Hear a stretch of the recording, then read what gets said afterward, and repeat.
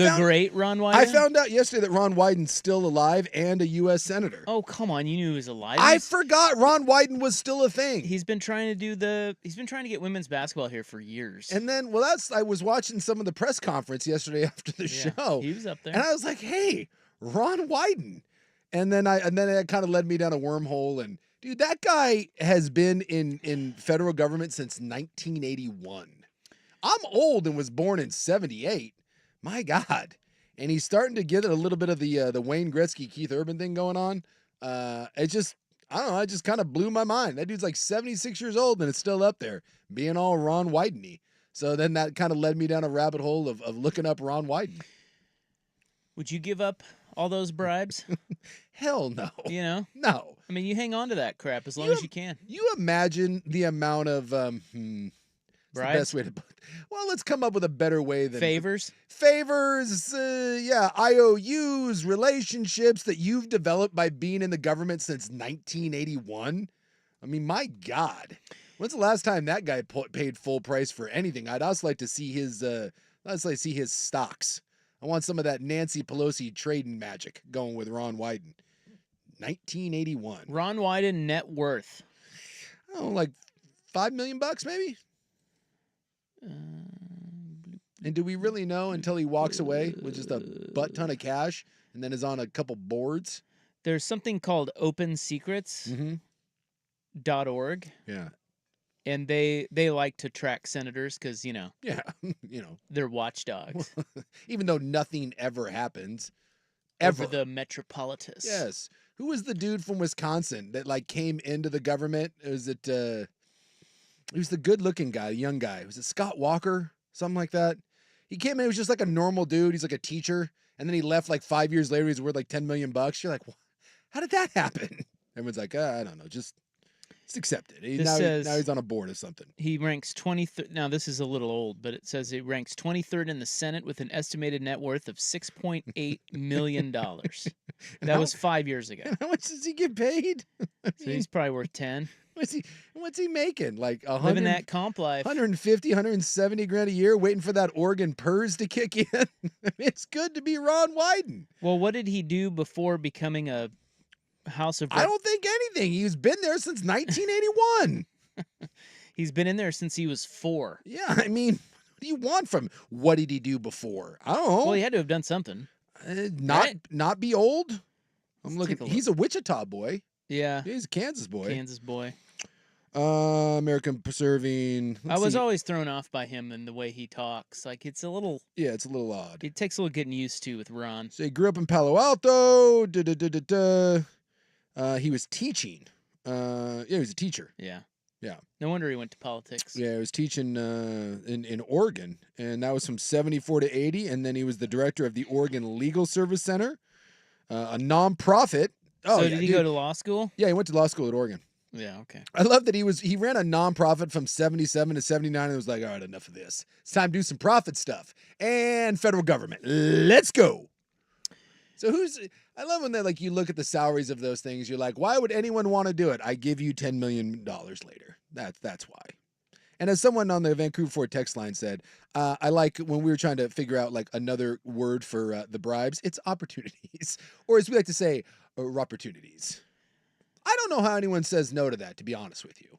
If Isaac Ropp, the great Asachi, is in Congress, right? You're sitting around, you're doing your senator thing, whatever, you're hanging out, and someone comes to you, one of your constituents, and says, hey, just FYI, I know you don't want to know this. You're like, stop, don't tell me. And they're like, hey, this person's about to get a government contract and this stock's about to go through the roof. Don't do anything with it.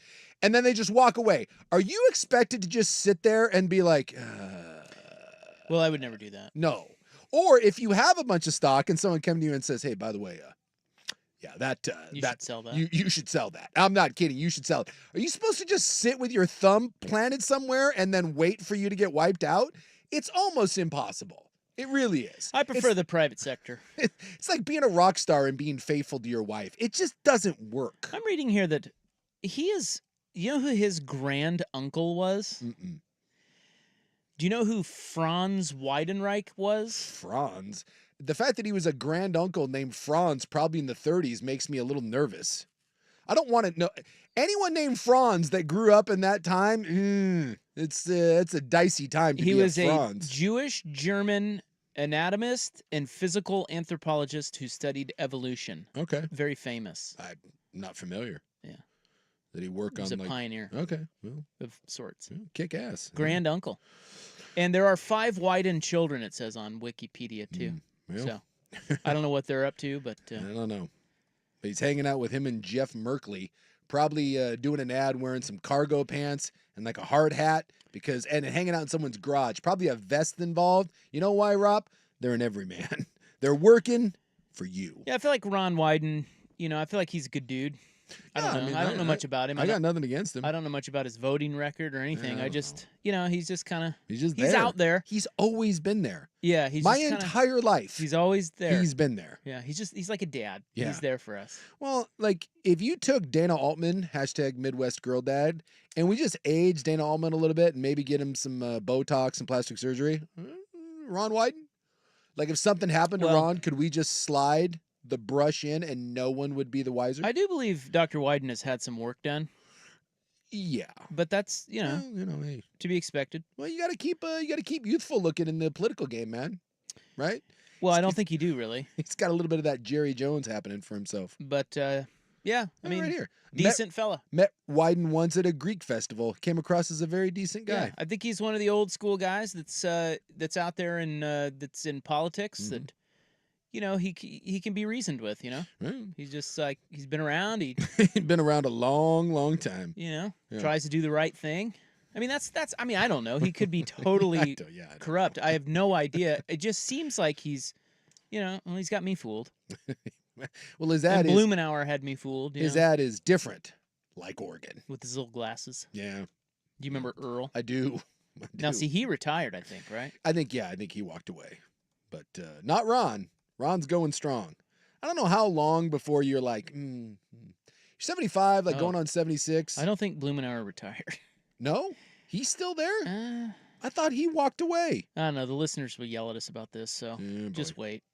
The text you, is coming. You idiots! How do you not know this? Well, I don't really follow it. That's how. I don't know. All right.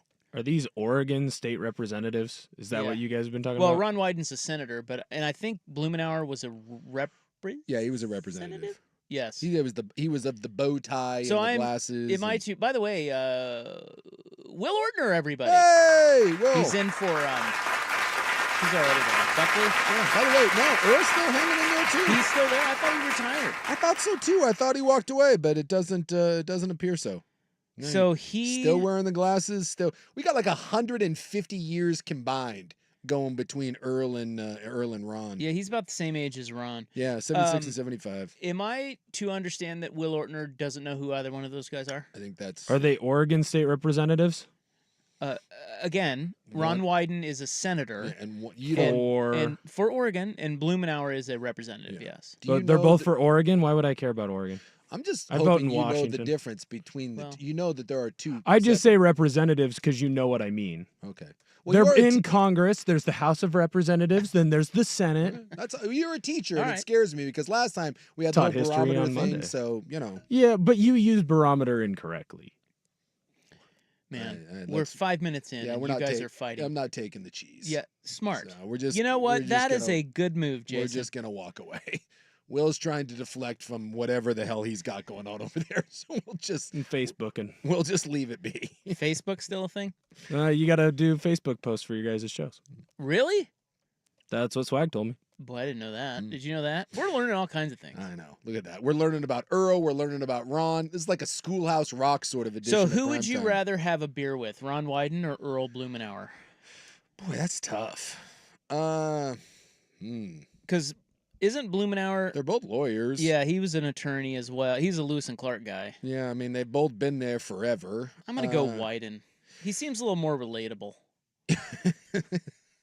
Because of what? He doesn't wear a bow tie? Well, I think Blumenauer seems like more of a higher education kind of big thinker guy. Yeah. And that's no good for me because I don't think. You're right out. So I feel like Wyden could come down to my level and we could talk about tampering Earl to was get Sabrina Ionescu to Portland. Well, he was. I mean, Ron Wyden was tampering yesterday at the press See, conference. Blumenauer's not talking sports with us, is he? That's true. Yeah, Ron did say that he's been in contact with Sabrina, so start the tampering now. Let's go, Ron. I love that. Hell yeah, Good let's for do him. it. Dude, that guy's going to be our GM.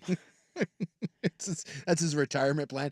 What gets Ron Wyden out of the Senate? Well, WNBA. Woj retires from ESPN to be the GM at St. Bonaventure. Ron Wyden bags the Senate to be the Portland WNBA GM. I love it. What do you think about that? Man, it's a hell of a time to be alive right now. Let's go. Well, I think Wyden, from what I understand, did quite a bit to get the WNBA here. He helped a lot. Yeah, he was He's pushing got some for that. pull. Yeah. So, how about a little love Yeah. for Ron Wyden? Way to go, today, Ron. ladies and gentlemen? Way to Ron go. Wyden. We're fans here. Well, at this point, it doesn't really matter. I think Ron just shows up and they elect him. No one's voting him out at this point. It'll be like Yeah, he's just got to retire. exactly. He'll just be like McConnell out there, eventually just freezing on live TV. And I'm like, I don't know. He's been there forever. Keep voting for him. Well, guys. God forbid, like we have like an age limit on any of these I know, things. term limits, age limits. No. Nah. Right out. Guys, big radio announcement. No Dan Lanning today. He is not going to be coming on our show No. as it is the bye week, so he's out recruiting. Yeah. You can't be bothered during recruiting times. No. So we're going to let him go this week. He'll be back next week. So today, a lot of you, a lot of me, a lot of Will. Yeah. Let's party. By the way, we got another person in Vancouver Ford text line. He's had a beer with Wyden. He can put him down and throw him back. There, one guy saying that solidifies. We want to hang out You with know Ron what? Wyden. I don't believe that guy. I don't think that's true. I think he's lying. And somebody else said Earl is retiring. His Okay. seat is up for election. Oh, well, maybe that's So, why we. That's you what I know. thought. Yeah. Okay. He's out. All right. Earl's going to go spend more time with his family. He's going to go wear more bow ties in a casual setting. He'll soon be the new GM of the Portland State NIL. Do they have Or the an- Lewis and Clark NIL. Boy, I'm not certain Portland State has NIL, to be By honest the with way, you. what's going on at Portland State? We didn't get into that. Whooping cough? Yeah, well, they were on the Oregon Trail, and someone caught some dysentery and died, and then some whooping cough popped up, and away you go. Yeah, we didn't even mention that, but yes, we had a college football game canceled because of whooping cough. I didn't even know that was still a thing. And then, of course, we got everyone was like, hey, whooping cough is serious. My roommate had it. Damn near killed him. So now you can't make fun of it, but I'm sorry. I'm making fun of Portland State. You had an outbreak of whooping cough, for God's sakes. And that game, by the way, is not getting made up. Sounds terrible. Yeah, so they had to cancel their game, Yeah. and they lost. So they lost? Or is it like a no game? Or Look, doesn't matter. Well, but I'd just like to know. I don't know. I don't know if it matters, but I'd still like to know. I know the team traveled down, and so they're like at that level. They were down there? Yeah, they had already come down. It was the day before, so the team was already traveling, and they Wait. said, "Dude, we're not coming back. Like you don't waste that money at that level in the Big Sky." Who were they playing? I'll have to look it up for you. I've got it right here. you- They were playing South Dakota. Yeah, you're asking a lot of questions about Big Sky football that, to be honest, I'm not prepared to answer. So South Dakota gets a W, right? Looks like it's no counties. Yeah, so no W there. Turns out that if it's for some sort of pandemic reason, then it's just a no counties. I don't know. I feel like that's not on South Dakota. I mean, no offense to Portland State. No, South Dakota didn't do anything. They're not the one that contracted Yeah. whooping cough. If you can't play the game because you have whooping cough, Well, man, they had to ford the Columbia River and float down, and then they had to go hunt with that little squirrel and the bear coming around. The Oregon Trail is nothing to be effed with, man. It's some serious stuff. so primitive. I lost a lot of people. I lost a lot of loved ones on the Oregon Trail. And, now, all these years later, whooping cough. So are they playing this week then, or are they bagging that one too? I'm assuming they're playing. I haven't my heard that, Vikings. I haven't heard that they're not. Looked like it was still being played. Yeah, they got Boise State. And that is on FS1, by the way. They're gonna get smacked bad. Yeah. How bad is Ashton Genty gonna? I'm going to go 275 and 7 touchdowns? no, they'll sit him down before that. I'll go 275. You know what? No, I'm going to go 235, 4 tutties. And then they'll sit him down. Okay. Yeah. I'm Hey, gonna they go hung tight over. with they hung tight with Washington State 70-30 in the opener. I'm gonna go over on all of that. You take the over? Yes. Okay. On every level. Hey, remember last year against I don't know, was it like Northwest something or other? Portland State scored 91 last year. Yeah. Yeah. Well, they can't be stopped Yeah, unless but they have that whooping team, cough. the team they scored 91 on was Lincoln. Was it Lincoln? Lincoln High School? Lincoln High? What? No, it's the Bishop Sycamore. Dusty and I were talking about this. I played Lincoln. They don't have a campus. They are all online classes. Oh. They do not have a practice field. One of those. They just show up and play. Yeah, it's in like Oakland. It's a joke of a college. Okay. It's not real. Well, I mean, Barney Ball, man. Hey, we don't take it easy on anyone. You I like, show up, you buckle that chin strap. I like them putting that on the schedule. Yeah, they're gonna lace it up on someone. Yeah, I think it was like 91. It might have been 91-0. It was either Lincoln or America, another fake college. I can't remember which. I kind of like the idea of playing a fake college. We played them. Yeah, they played North American University, and they Yeah. beat them 91-0. North American University. Uh-huh. And by the way, like on ESPN when they show the schedule and you click on the team, North American University, you cannot click on it. It may not exist anymore. I think they're down in Texas. But according to ESPN, it does not exist. There is no link to that. So there's that. I love that they chose the continent as their I No. mean, what? Like you're just the whole continent? You know what? I kind of dig it. I like where this is going. You got to think when you're going to make a university, you got to go bold, man. Is there a Europe university? The best part is that when you look it up, that they have the picture of the campus. And they are in Houston. This is the photo that pops up. Yeah, it's a door. I think that's in It's a door. I don't even know if that's in a strip mall, to be honest with you. I think that's more like, it just kind of looks like a leasing office of a bad apartment complex. They're 0-3 this year. Would you care to guess the scores? Well, I mean, Yes. 0-77, 6-41, 0-80. Hey, that's 6 points. Wow. Who was the 41 to 6? Like, how bad is that team? Wayland Baptist University, parentheses, Texas. That's rough. That's a rough go. Yeah, that picture of North American University reminds me of the great Brown Mackey College in Salina, Kansas. That's basically just one door with stairs leading up to the classroom, and all you would ever see is like 6'9" black guys going in and out of there. They had a hell of a basketball team. I think North American University might be in a parking garage. When I actually look up the university, it does appear to be a door that leads into a parking garage. So, look, I don't know what kind of education you're going to get. You're not going to play real good ball, but I'll tell you what, there's ample parking. You never have to worry about that. And I'll tell you what, parking at BYU, that sucked. So, like North American University, they got something going for them. They play in the SAC conference, the Southern Athletic Conference. No pun intended. No. I'm trying to find about their athletic programs, but it's not on the It's on their website. I'm looking. I can't. They're the Stallions. Oh, there it is. Yeah. Try to do a little more digging, find out what they're all about. Looks to me like Brown Mackey has a building now. Oh, hey, well, that's good. Things are looking up out there. You know what? It's progress being made. Incremental, but it's progress. All right. Well, we should get to going here. Probably. Dan Lanning will not join us today, so we'll just party. We'll do some sports talk. We will start with our poll question next on The Fan. Yeah.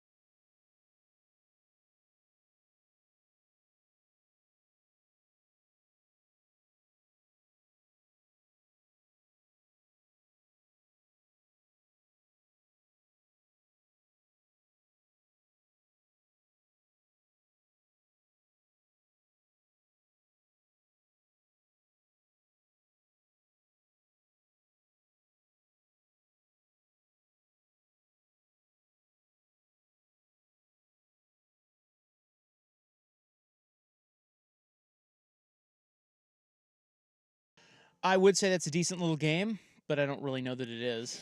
We'll see. It's possible. I mean, they've been competitive in every game this year, so Who's they? give them that. Well, I'm not talking about the Jets, so there's only 2 teams. I'm talking about the Patriots. The Patriots were supposed to be one of the worst teams in football this year. And look, I'm not saying the Patriots are good. The Patriots aren't going to the playoffs or anything like that, but they beat Cincinnati, who we still think is pretty good, and they gave the Seahawks everything they could handle. So, and I do think that those are 2 good teams. So I'm giving Mayo and company out there a lot of credit. New England plays hard, disciplined football, and they're battling. You know what I read today? What do you got? On internet? The Patriots have won 15 of the last 16 meetings with the Jets. Did you know that? I did not know that. Of course, stands to reason because Tom Brady and all that. Sure. But, And the it's Jets been a as few well. years. And the Jets have been terrible. But Jets suck. But so got a little football tonight. Yeah. Catapult us into the fun football-filled weekend. Poll question. Yesterday on X at 1080 The Fan, we asked you, how do you view the WNBA returning to Portland? 42% of you said, nice little get. 31% said, big win for the city. And then 27% of you said, seriously, who cares? Can the next poll question be, at all times, does Ron Wyden have a piece of ribbon candy in his pocket? Yes or no? Oh, that's an easy yes. Overwhelmingly yes. Now, okay, how about this one? What is in Ron Wyden's pocket right now? Ribbon candy, Werther's Original, both. Or maybe one of those strawberry candies that you don't know where you buy. It just is a wrapper that looks like a strawberry. Werther's for sure. You think he's a Werther's Original guy? Totally. I kind of want Ron Wyden on the program now so we can ask these hard-hitting questions. What is your favorite form of hard candy, Ron? Yeah, Werther's are those little butterscotch the little gold ones. Yeah. For sure. Those are at least in his office. That was a Grandpa Gary Ortner move for a long time. Yeah, those are good. Yeah. The old men love. Well, that was the whole point of the commercial. It was like some old grandpa and his little brat grandson wanted nothing to do with him. And he was like, have a Werther's Original. And then they had a wonderful relationship. Pretty good result there. 27% of you don't really care. I would have thought maybe it would have been more. It certainly would have been more back when they first got the WNBA. Yeah. As we spoke about yesterday. But, people are coming around. I saw, before we get to today's poll question, I saw one thing that said, so the Portland franchise will be the 15th in WNBA in the league there. Yes.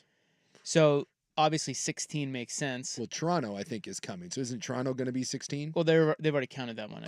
I think Portland is 15, and then a 16th makes sense because of scheduling and divisions and everything. Sure. And they said that so the total payment for the Portland group was $125 million to land that WNBA team. Yeah.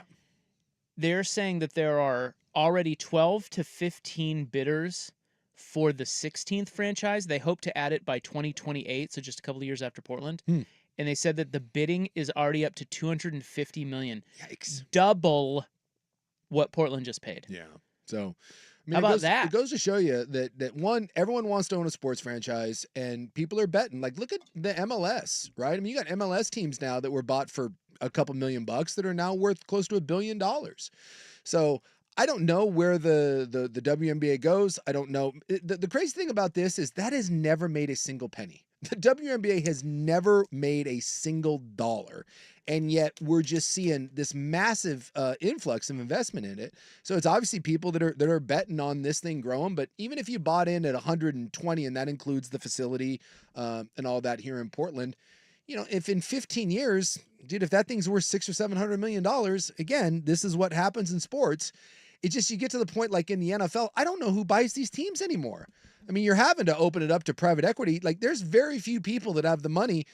Like, when you see some of these teams now selling in the NFL, eventually, if you get a team like the Celtics are selling in the NBA, that thing's going to go for $7 billion plus.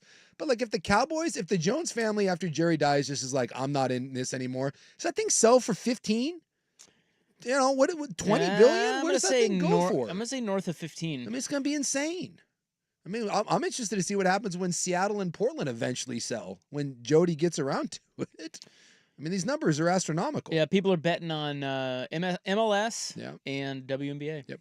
Because it's really the only affordable. The last relevant, Yeah. affordable Well, sports. I think people kind of feel like hockey may have hit its ceiling. Like, and this is why I say with the WNBA, yeah, you know, be careful. When Gretzky went from Edmonton to LA, that was hockey's big explosion, and that's they started putting markets in Dallas and Phoenix and Atlanta again, and it was like this big thing, and hockey is going to be the next big thing, and it really wasn't. And so hockey, eventually they had to have a lockout, and you had to have a hard cap, and a bunch of Canadian teams had to lose their franchise, and teams moved, and now it's kind of settled. And hockey teams are still affordable. Hockey teams are not that expensive, but also hockey doesn't have a ton of growth. I think hockey is, I mean, it'll go as you know, obviously everything goes up, but hockey, if you're buying a hockey team right now, you're not buying it like low and being like, man, in 10 years. Yeah. Whereas with the MLS and with the WNBA, I think people still see massive, massive growth. But you know, you just said it. Everything goes up. Yeah. That's it. Yep. Right there. And you know what? Hear me now, believe me later. And this may not be a crazy statement, or it may be a crazy statement, but I'm telling you, the next big money-making sport in the U.S., you know what it is? It's college football, dude. Yeah. Dude, that college football, the revenue growth potential in college football is higher than any other sport, and it's not even close. Yeah. Yeah. Because once you start selling off programs and selling off chunks of it, I mean, Well, there's so much to sell. Alabama football is a lot. And not only that, but I think that sport, if they actually pull their head out of their ass and get the product right and make it exciting, you're going to gain so many fans. Yeah. I can see it now where there's a scenario where I think NFL fans, and I'm not saying that the NFL has a major problem on its hands or the NFL will ever not be king, but I think if you're an NFL fan, you can kind of see that as scoring goes down, and it is way down, and running the football goes up, and it is way up, fans might think college football, if college football can get its format correct, where it's easy to consume, fans might start grifting over towards college football because it's more exciting. It's possible. It's possible. But they just have to get their... Right now, there's too many teams, too many games. It's all over Saturday. It's like you know, for most people, it's wake me up when the postseason tournament starts.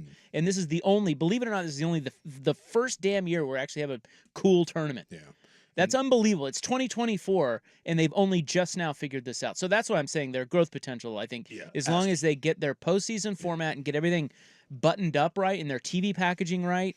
Dude, that thing is going to make so much money. And pay no attention to evaluations because, like, I wanted to look, like, with the NHL. So the Arizona Coyotes just sold to the Utah group, right, to become the Utah whatever, the Yeti. That team that's like the worst franchise in all of sports. They had no arena. They played at a makeshift Arizona State hockey arena, and that team was valued at little less than $500 million. It sold for $1.2 billion. Yeah, exactly. So anytime you hear valuations like, oh, this team's worth, $2 billion, yeah, you're not buying it for $2. You want to buy into that club, the price is significantly more. Today's poll question on X at 1080 The Fan: which Northwest sports fan bugs you the most? Duck fan, Blazers fan, Seahawks fan, or soccer fan? Vote and vote hard. This question was inspired by the Dan Campbell story. Oh yeah, which I want to talk about. Yeah. That's bad for Dan. We're gonna talk about that coming up. But vote, and then we'll update you on the results there. And then we'll get into some college football talk. Does the SEC really have 6 of the 7 best teams in college football? All of that is coming up. But first, Will with SportsCenter.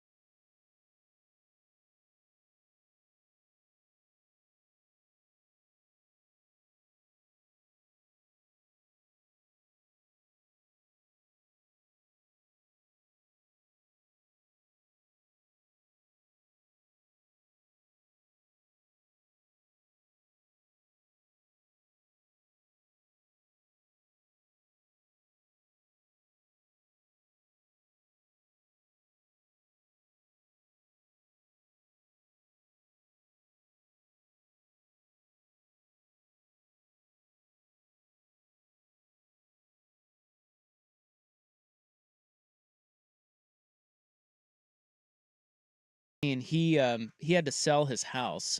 Yeah, I guess some Lion fan, by the way, bought it from him after it had been on the market one day. So, Yeah, must be nice to be Dan Campbell. They got $4.5 million for it. Yeah, but it was a former Red Wing Hall of Famer's house. Nice house. I was looking at it. Oh yeah, dude. Igor was making bucks. I don't know about you, but I love looking at listings. Oh, 100%. I don't care what the price is. Yeah. I think I just love it. Yeah.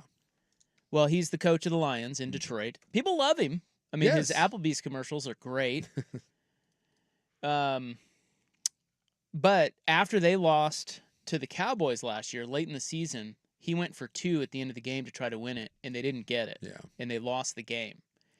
And they said that after that, he was a victim of doxing. Yeah, someone put his address online, and and he said it was nothing bad, like death threats or whatever, but people were playing pranks and jokes and driving by and throwing stuff. And well, he said a bunch of contractors got sent to his house to make repairs that weren't needed. It was just a prank. Yeah. And it annoyed him. And then he said the harassment kind of ramped up. The family had to file police reports. Yep. And they had to increase security, so they finally just sold their house, Yeah. which is so wild because he is such a I feel like he's like a hero in Detroit. He is. He's a beloved guy. I mean, why would they not love him? He's the only guy that's done anything there in 50 years. He is. The problem is for that football. Anyway. This is like anything else. You got how many millions of people in Detroit, and it only takes. If you had 8 people that decided that they were going to be a jackass to Dan Campbell, that's all it takes. I would assume that from everything I know about Dan Campbell and the Lions fans, that guy, like you said, that guy is a hero. But, just a handful of people that decide to be a D. And sometimes that doxing stuff, where it was swatting, that's not even someone just thinks that's hilarious. They just do it just because it's a TikTok prank. It has nothing to do with even liking or disliking the person. You just decide that you're going to do it for S's and giggles. Yeah, so doxing, I think, is illegal in most states. Yes. Yes. It's just basically where you release information.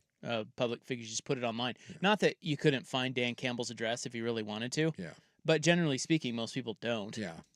Well, and again, most people hopefully have some common sense, and it sucks, but they sold it in a day. Like I said, they're fine. Giant Lions fan, and he said they've already bought something else, and maybe this one's a little more private and behind some gates. Well, no, they said it was super private, and that's what they wanted and needed. But I was thinking, is the NFL the only sport that would happen in, or is this?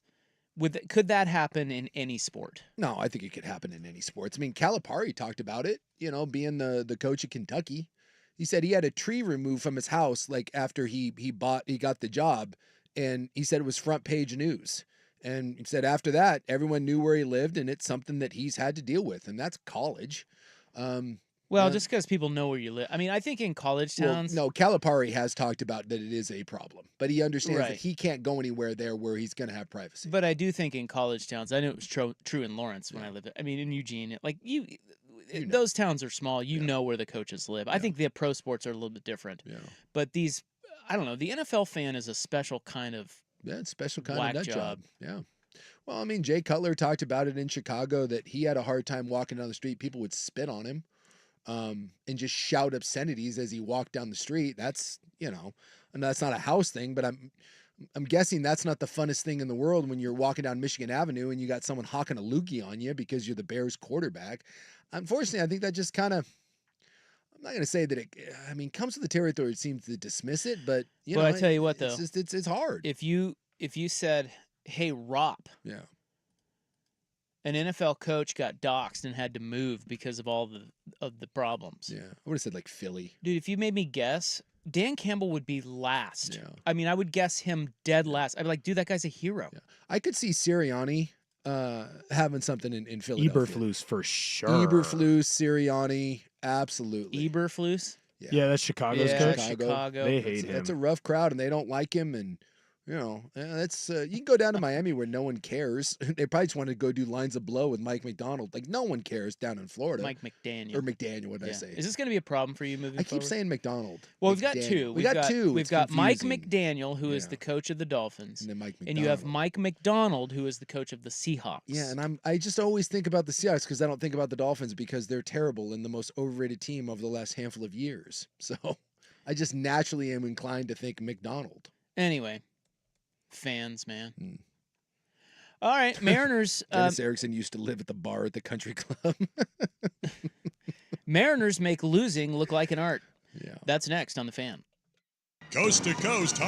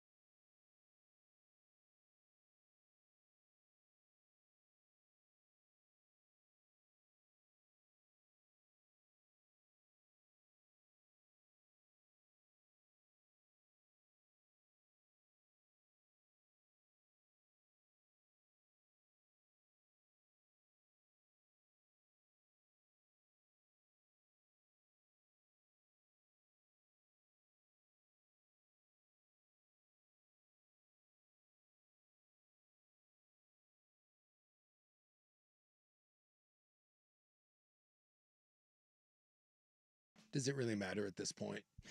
You know, I was just thinking that it really doesn't. I think their odds of making the playoffs now are like 2.5%. So I mean, barring some sort of miracle here, where over the next 8 games, they go 8-0 and everyone else S's the bed. Did you see what happened last night? I've never seen anything like it. Never seen anything like So, it in my entire life. Just a couple days ago, we were talking about Victor Robles trying to steal home with the bases loaded and a 3-0 count. Yeah.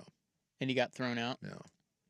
And we were like, man, the Mariners. But at least that was at the beginning of the game, and you lost 11 to what it was, like 11-2. So you can't say that cost you the game. You could say maybe you set the tone, but they just find new and creative ways to screw up. But this, and so last night in the 10th, Julio Rodriguez is on third. Yeah, they're down. By the way, they're down 2-1 again, 2-1 in the 10th, because they scored 1 run, and they've got runners on the corners, nobody out. I mean, yeah, and Rosarena strikes out and throws his bat, and Julio ducks out of the way and kind of runs towards the coach's box. Yeah, and they throw him out. Yeah, never. And then he laughed about it. And the weird thing is that after the bat, I mean, I get you have to dodge the bat.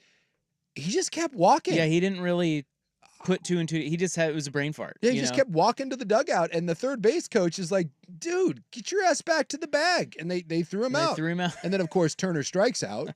And I mean, think about that. If you're a Mariner fan, and look, the season's over, but you're trying to cling to some sort of hope that you can get some momentum going. You give up a run in the 10th. And so you're like, oh, here we go. And then lo and behold, you runners in the corners, nowhere out. You're like, oh my God, we're going to win this game. No, you're not. Never seen anything. Strikeout, throw out at third, strikeout. I mean, if you had to just sum up, if you had to go to go to a diehard Mariner fan and be like, hey, can you just summarize your season in one little capsule? You could just show them that series, those 2 at bats right there, and you'd be like, oh, that sounds about right. 2-1 in extra very, innings. very, very Marinery. Yes. I mean, but they are winning tonight. And by the way, supposedly that's your best player that happened to. Yeah, I mean, look, he just made a mistake, okay? You ever? It's just... Well, I mean, I guess maybe you don't think about dodging a bat, but also peak a Rosarena to you strike out and then you huck your bat at your best player. It's unbelievable. Like, you can't make... If I told you that, if I told you that's what happened, you'd be like, BS. No, I would say, if you said that happened last night, I'd be like, oh, that's the Mariners.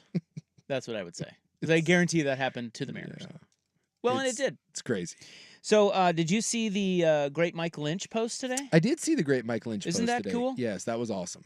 So, our former producer, Mike Lynch, who has ALS. Who, by the way, recently got married. I think a week ago. Congratulations. Yep, got married. Yeah. He's been with her for a long time. Yep.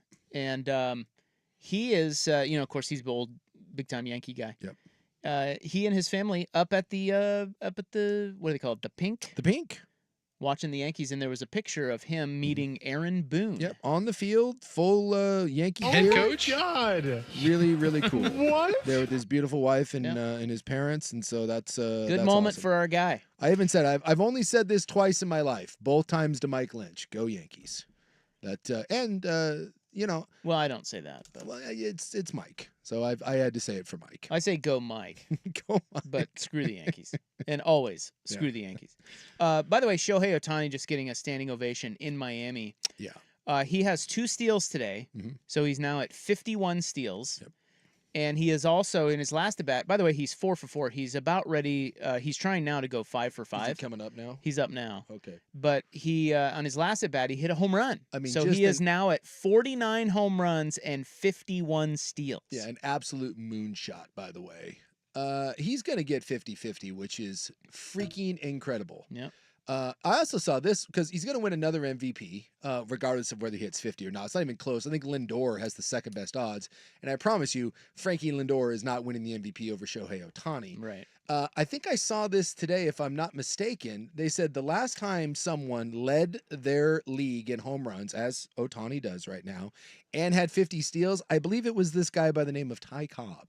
Ty Cobb? Yeah. I thought you were going to say Babe Ruth. No, it was Cobb and was it Speaker? They both did it like in Speaker? Yeah, they did it in like 1911. Cobb hit that many home runs? Well, man, he didn't hit 50 home runs. He led the league in home runs, which was probably like gotcha. 6. Yeah. Like it was the olden days. Yeah. All But right. yes, he Cool. those two are the last two individuals to lead their leagues in home runs and have 50 steals. I hate to say this. I really do. I hate to say this. I hate to say this on my radio show here. But you're about to. You I big am going to jerk. say it. I'm going to say this. Yeah. I root actively against the Yankees and the Dodgers. Yes. I don't like them. Yeah. But Shohei makes me want to root for the Dodgers. Yes. Oh, did he just He do just it? hit another one. He did it. 50-50. Wow. Son of a gun. Oppo. Dude, that guy is unbelievable. Yeah. He is 5 for 5 today. Yep. He just did it. With 2 home runs, 2 stolen bases, 5 RBI. Well, And he's going to get a 7 and RBIs. he's getting a standing Oh, yeah. ovation. They gave him a standing O when he came up to the plate. Yeah. Dude, Dude, that's the awesome. best thing to happen to baseball Yeah. in a long time. a man. long time. He makes me want to root for the Dodgers because you know Yes. what's going to happen is he's gonna pitch Yep. and he's gonna come out of their bullpen and he's gonna be awesome and he's gonna be their closer and the Dodgers are gonna win the World Series and I might actually have to cheer. Well, it's hard in my family not to because I mean you think he's popular here. I'm telling you, in the BTJ's family and over in Japan when we went over there, I cannot. Like, I always thought Ichiro over there, you would hear the stories. And they say that, Ichiro is he's a god over in Japan. And Ichiro fever has nothing on Ohtani. Yeah, I don't. Like, I've never seen that level of celebrity in the United States. Like, when you go over there and see what they do with Shohei Ohtani. When we were over there last summer, they were, the news would come on. And I was watching the news, even though I didn't understand anything that was happening. But I was trying to pick up some of the language. Curtain So- call.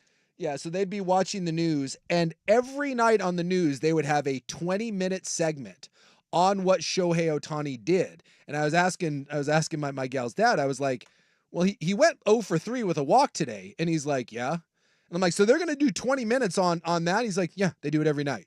He has his own 20-minute segment on the nightly news, not Sports Center, just the news where they go through. I think we can't comprehend the level, and he's living up to it. You think that guy just served him out? It's a blowout anyway. Yeah. The score is 12-3 or was. Yeah. You think that guy just dropped one in there for him? I don't know. I mean, it's not like it was a bad, no, because it was on the outside corner and Ohtani had to go down and dig it out. You guys have a better understanding of this, but I feel like when Barry Bonds was chasing, now I was an even dumber young kid. Even dumber than you are now? Yeah, probably. Wow. Hopefully.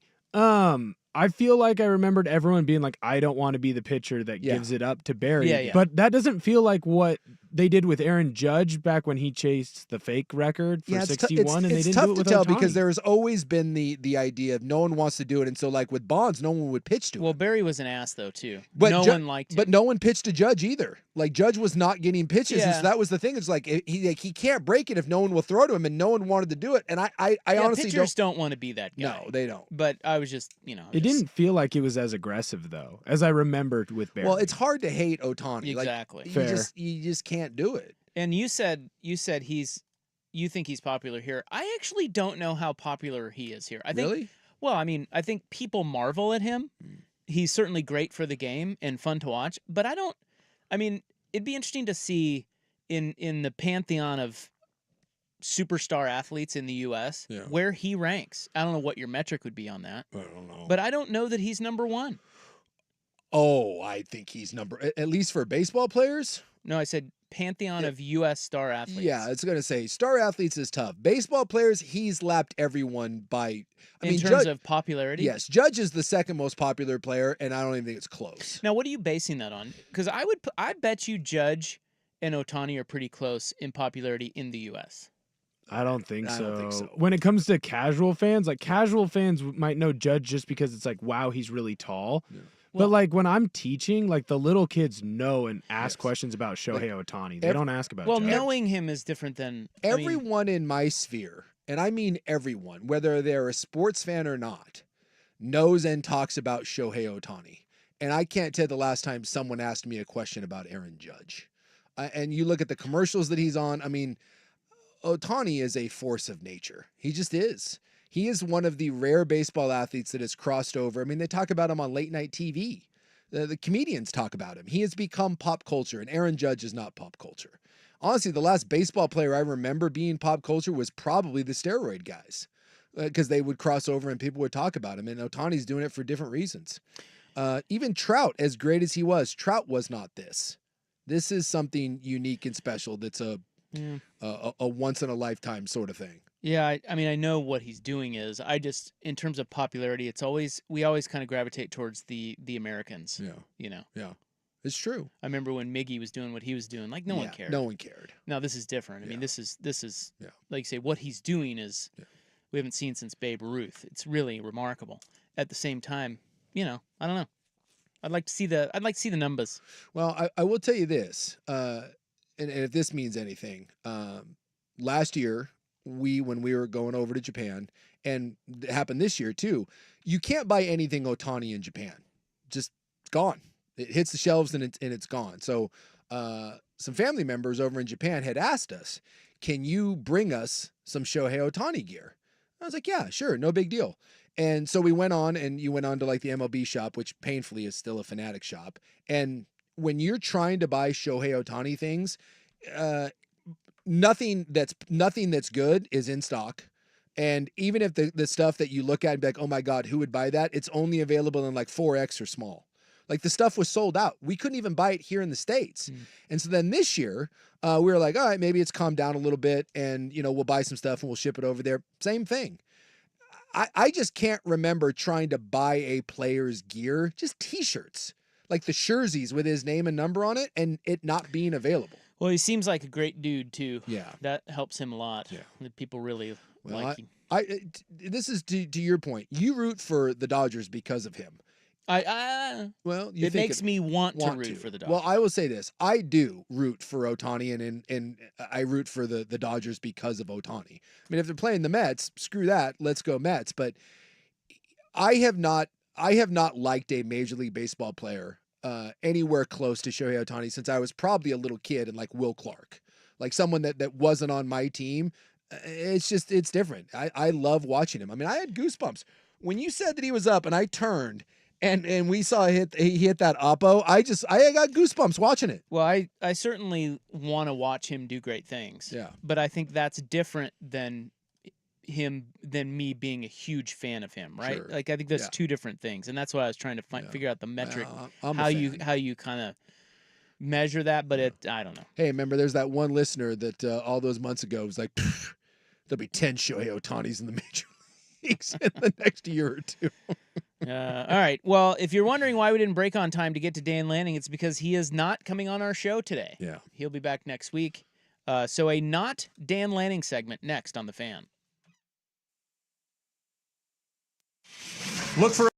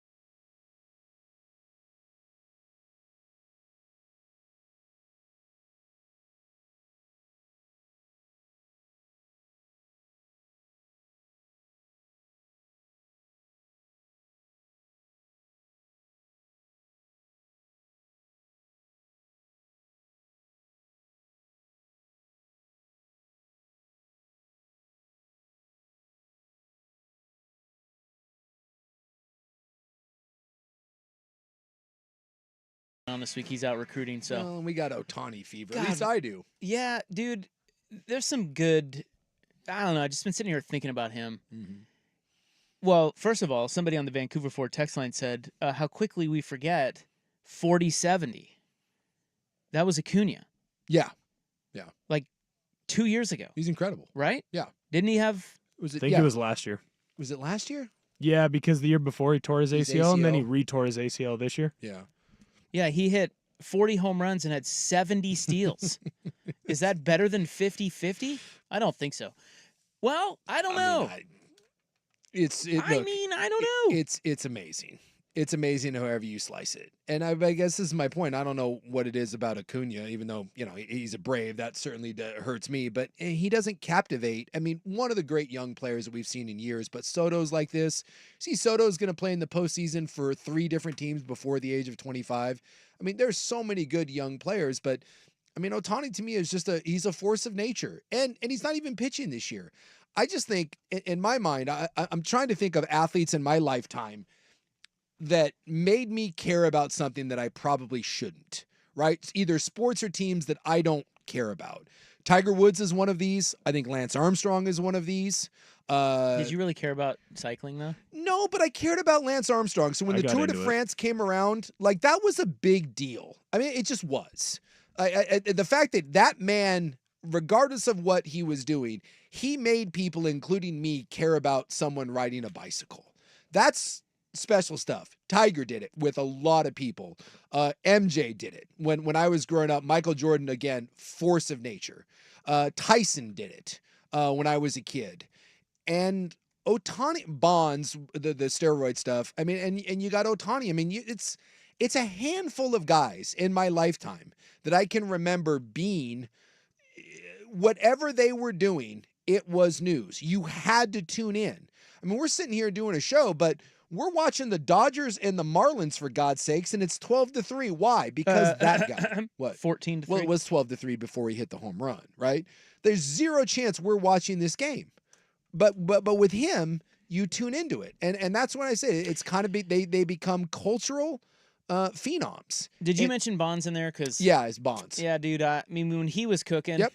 all roided up, Yep. I hated him, but I had to watch him. Yeah, and Bonds was interesting because it was with Ohtani, it's mostly just love. There's very few people that dislike him. Bonds was fun because Bonds was a villain. It was you either love him or you hate him, right? But he was must-see TV. You tuned in for it. I just wanted to watch and see what he did. He was really, really amazing to watch. Yeah.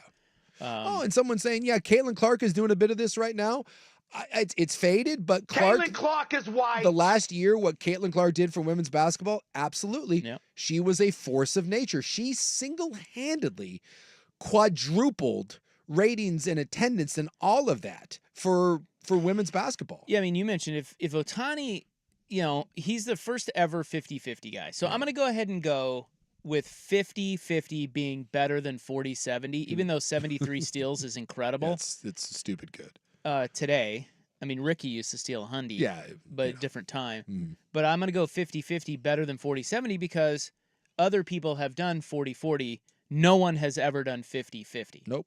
Never been done. And quite frankly, what have we got? 10, 11 games left? Yeah. I mean, could he get 60-60? Well, I don't know about that, but he could get 55-55 for sure. Don't you think? Yeah, I mean, he could. He could. Anyway, Yeah. Point being, if he has this kind of season and he comes back and pitches and in the biggest moments of the playoffs helps the Dodgers win a World Series. It's arguably the greatest season in baseball history. Of ever. Ever. I mean, give me a season that was better than that in any sport. No, I mean, it's unbelievable. If they finish that thing off and he ends up winning a World Series and pitches, then it's going to be hard to argue that there has been a better season. Like you said, it's the greatest season in baseball history. It's going to be hard to argue that there's a better season in any sport. I mean, it's and the footnote on all of that. If 100 years from now, your little S-head great grandkids or whatever. I don't know how many generations that would be, but whatever. They're sitting there talking about Suk, Grandpa Suk, Pappy Suk hosting a radio show, and they are reminded that the footnote of the Ohtani season, he was on the air when the Ohtani season happened, is that he didn't even pitch until the playoffs. He could have won a Cy Young too. It's just, I mean, good God. yeah, it's silly. And I find him, and the cool part about it, he's so likable. He just is. Like to me, Lance Armstrong was not likable. He was a douche. He was defiant. Bonds certainly was unlikable. Well, think about Tiger, Lance, and Bonds. Yes. Yeah, they're not. Who you want to hang out of that threesome? Exactly. But like Ohtani just seems like a good dude. And this was coming into the season too, where all the gambling stuff and he got snookered out all that money. And it was like, oh, is this going to be a distraction? He should get ripped off every offseason if this is what it leads to. How do you think that interpreter feels? I mean, that guy's got to be probably going, I am such an idiot. Yep.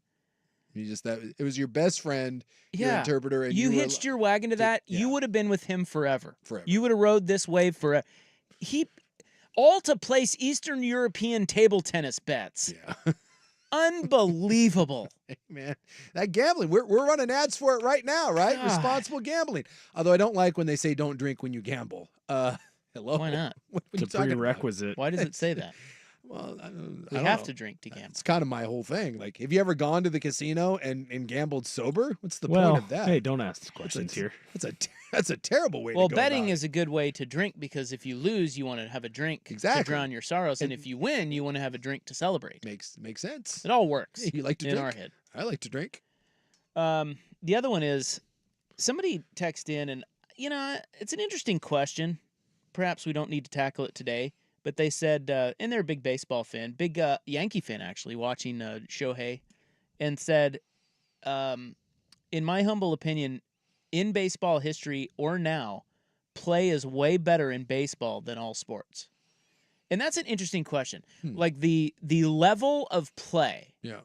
in the Americans in the I guess you could include soccer, but I wouldn't know. American soccer is not. No, I'm saying European soccer. European Like soccer. you could say the world, but if Sure. we just stick with the four big Yeah. American sports, that's an interesting question. Like, what is the level of play in baseball? You could make the case that the level of play in the four big U.S. pro sports is best and highest in baseball.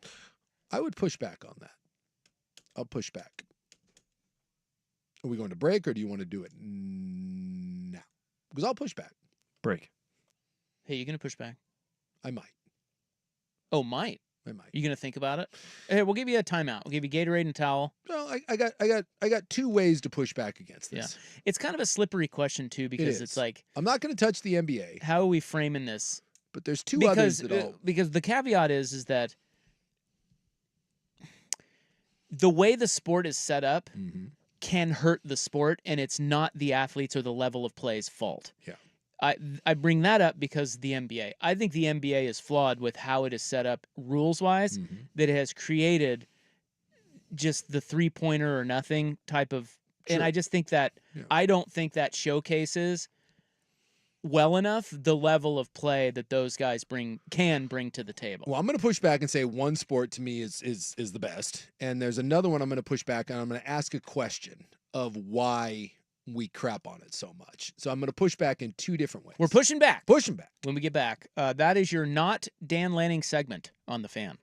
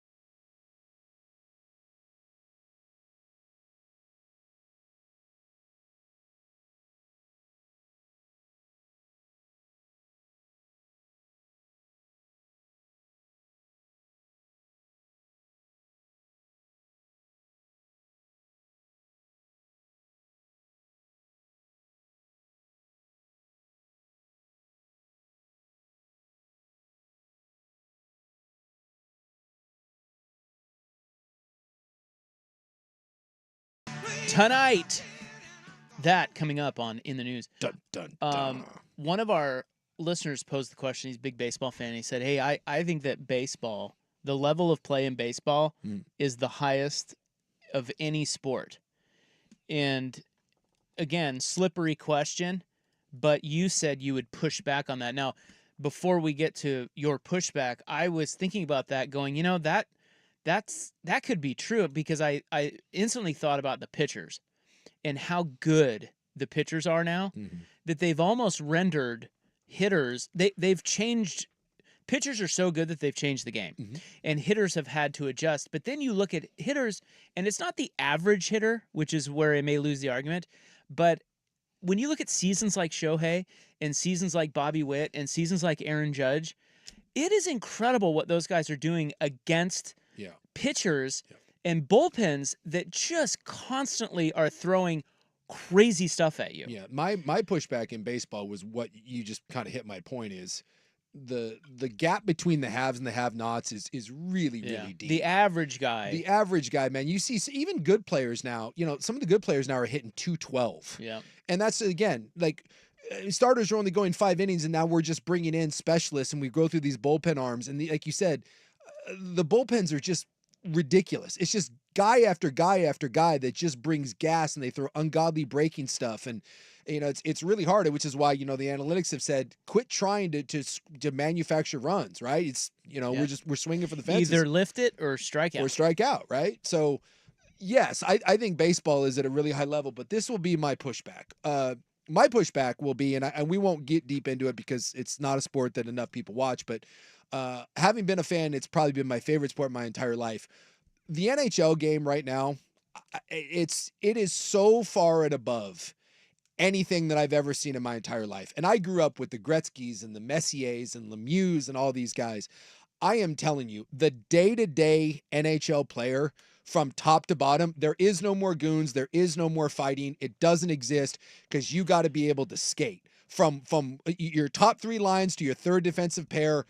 You have to be a physical freak athlete. There is such high level in hockey right now. The skill, even guys like Wayne Gretzky, who is the greatest hockey player of all time, when he does postseason coverage, he goes, "Oh, dude, I couldn't touch this." He goes, "This is just different."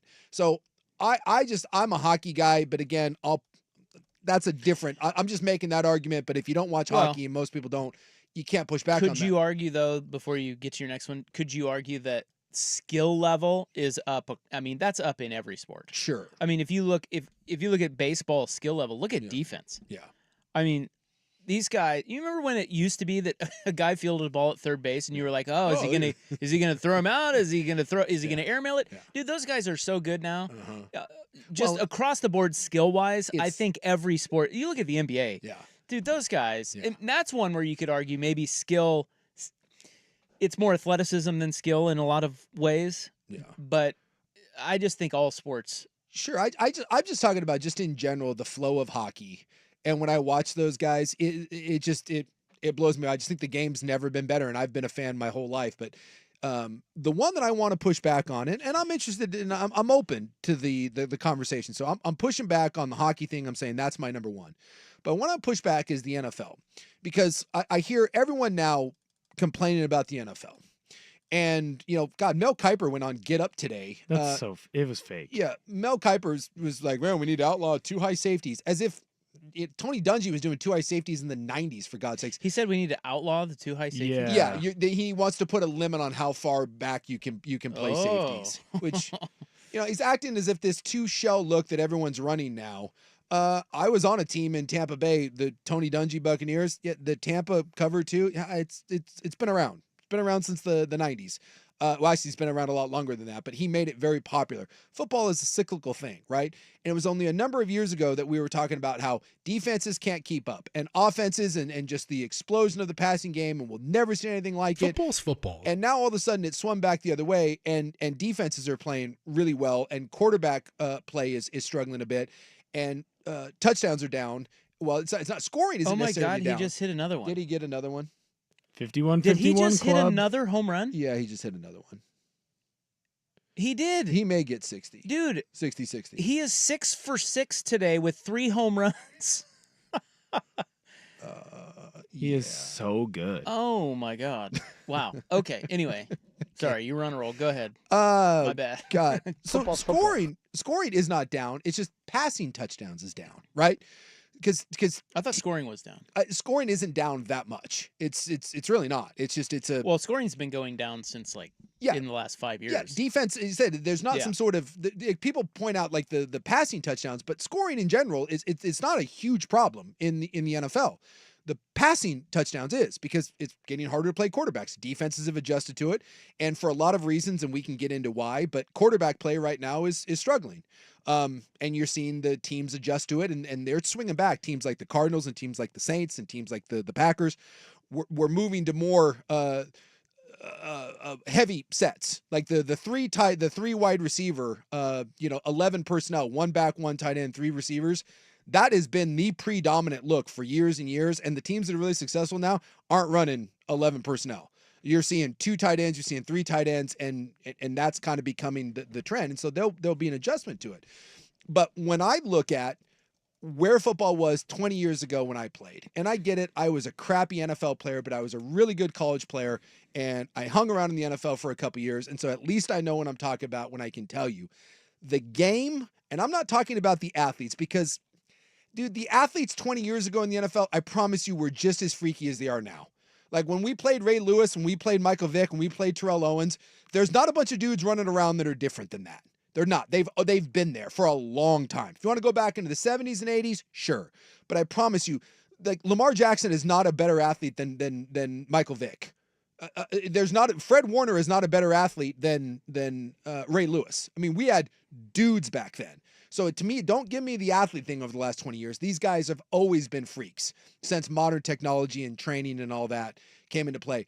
But the play itself and the schemes and what you're asking players to do, it is at such a high level in the NFL right now.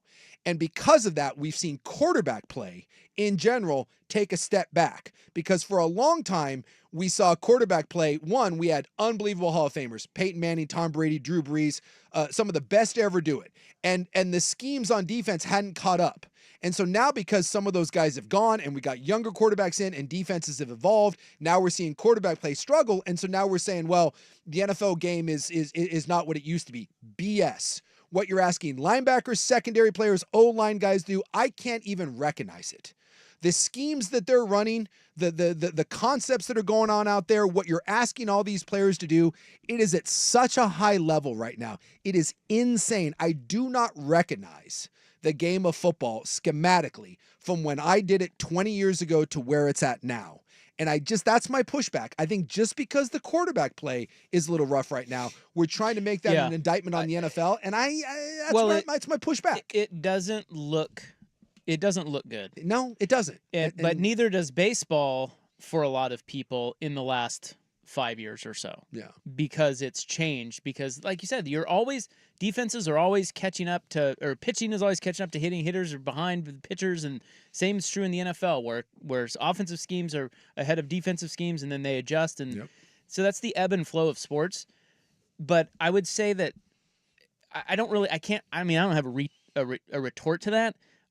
I think NFL has always kind of been the most complex, right? Like it's never not been really intricate. It's not pretty right now, though. That's where I'll get. It's losing me in a lot of ways, and it's just 2 weeks. I mean, I love the NFL. I'll stick with it, but I think it's been really ugly and hard to watch, and I totally understand why.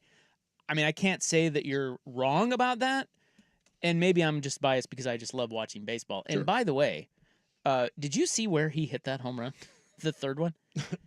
No. He hit it 3/4 of the way up in the upper deck in Miami. He almost hit the top of the stadium. Do we have I think we got the position guy in, right? Yeah, he looks like he's throwing emphasis. He hit off the position guy. So Ohtani, by the way, he has 10 RBIs in this game. Yeah. 10. 10. Oh, and good. that is not a record. The record is 12. Yeah. Anyway, so I don't know. I mean, you could probably make a case. Somebody could probably sit in here and make a case for each of the 4 pro sports. The one that I won't make an argument of, and maybe, again, our bias plays into it, I think the NBA is just Well, again, you got to be careful. I know. With it's not necessarily the level of play, it's the structure of the sport makes it so that it's harder to I think it's gotten less showcase the level. but of I think play. it's gotten less complex. It's all the it's clear out stuff. 2-man games. It's not. I don't know. But that's not their fault. That's the league's fault. the league's But fault. that does definitely. Yeah. It makes it harder for them to show us how amazing they are, because if you've ever been around They're incredible NBA athletes, that archetype of athlete is unlike any other. Yes. I mean, those guys are freaks. Yep. Have you ever stood next to? Well, I stood next to Yao Ming, but like Giannis Mm-hmm. or whatever. Like, dude, they're unbelievable. Even NFL guys they look like aliens. aren't like that. No. There's no other freak quite like the NBA. And they can freak. run and jump, and Yep. the skills of basketball. Like, they're probably on paper, those guys are probably the best. Yes. But their league does not showcase it. My argument for why the NBA and why NFL quarterback play looks so ugly right now is because of the development in youth sports. Like now, when you play basketball getting ready, you just play AAU and you play a lot of games. When you play quarterback, you play in the air raid system. You're not taught how to read a defense. You're not taught how to figure out where a blitz is coming from. You're taught to throw to the open wide receiver. And it worked for a very long time, but once you get to the NFL, you have to be able to see where that blitz is coming from. And in the NBA, it's like, well, we don't have a bunch of guys that can, run a set series of plays, so let's just go ISO ball.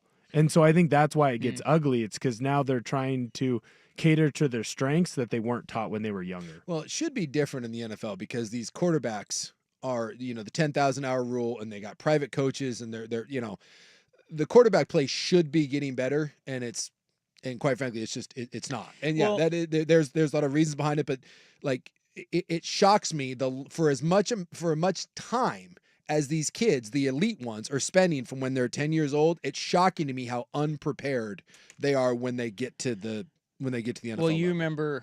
remember that Thursday night game where we were watching the Chiefs and Rams several years ago, and It's it was incredible. like 55-51 or something. And I remember the conversations at that time is like, this is the new NFL, and we're never. Here we are, however many years later, bitching about quarterback play. Defenses will adjust. Guys are really smart, and they will be like, well, we're just going to figure this out. And again, we can spend a segment, but you are seeing offenses push back. There is a trend to the teams that are being successful like you right said, now. Arizona, the Bills, the Saints. Yep. There is the Niners that started this. There is a pushback to this coming, and it may not be what people want to see, which is 3-4 wide, spreading it out, but there is an adjustment coming. And over the next, it wouldn't shock me over the next 4 or 5 years if we saw a renaissance of quarterback play, and now we're going to have to start the whole cycle over again where, now we're getting defenses picked apart, and we're going to have to go back because the NFL adjusts. It always does. Well, I'm not as enthralled, and I find it harder to watch, but that doesn't mean that the quality of play is down. Yeah. Yeah. It's just different. Sure. But running, I saw that passing yards per game are down from like 250 to 215. Yep. Passing tutties per game are down from like 110. This was the first 2 weeks. Yeah. 100 used to average 110, now 70. Mhm. And then rush yards per game up from 112 to 135. Yeah. Like, it is markedly different these 2 weeks of this season. Yes. And that's a small sample size. And give it time. Offenses always get better as the year goes on. But it's not as good Yeah, it's not as exciting. quite yet. Because that's what defenses are doing, is saying you're not going to be exciting against us. That was this whole renaissance of defense is based around that. You will not get big chunk plays against us. Go, what is the idea? Like, if you converted 70% of your third downs, that's Hall of Fame worthy stuff, right? It's incredible. But if I'm a defense and I say, okay, well, I'm going to make you convert 8 of them on your way down to score a touchdown, even if you're converting at 65, 70%, I got a 30, 35% chance of every time you get to third down of you effing up and giving me the ball back. And that right there is the basis on what all these defenses are figuring out. And then you throw in penalties, you throw in sacks, all this stuff. But hey, and this is what's happening. but wait, football's football. Football's football. Football. Football's football. The best part of football is football. And so you got to do football. Football's football. Football's football. Right. Football is football. Football's football. The only way to get better at it is to play football. And this person saying the play calling is becoming very safe because coaches are afraid of getting their stars hurt. No, it's not. And less blitzing. No, it's not. That's not what's happening. That's Well, like you said, we can do a yeah, segment. we can do a segment on it, but that's not why. Because this will remain a topic. Yeah. Unless the NFL suddenly just throwing it all over the place, scoring a bunch of points. And they won't. In the news is next. Why are millions of birds flying over Oregon tonight? You're going to find out. Here's Will.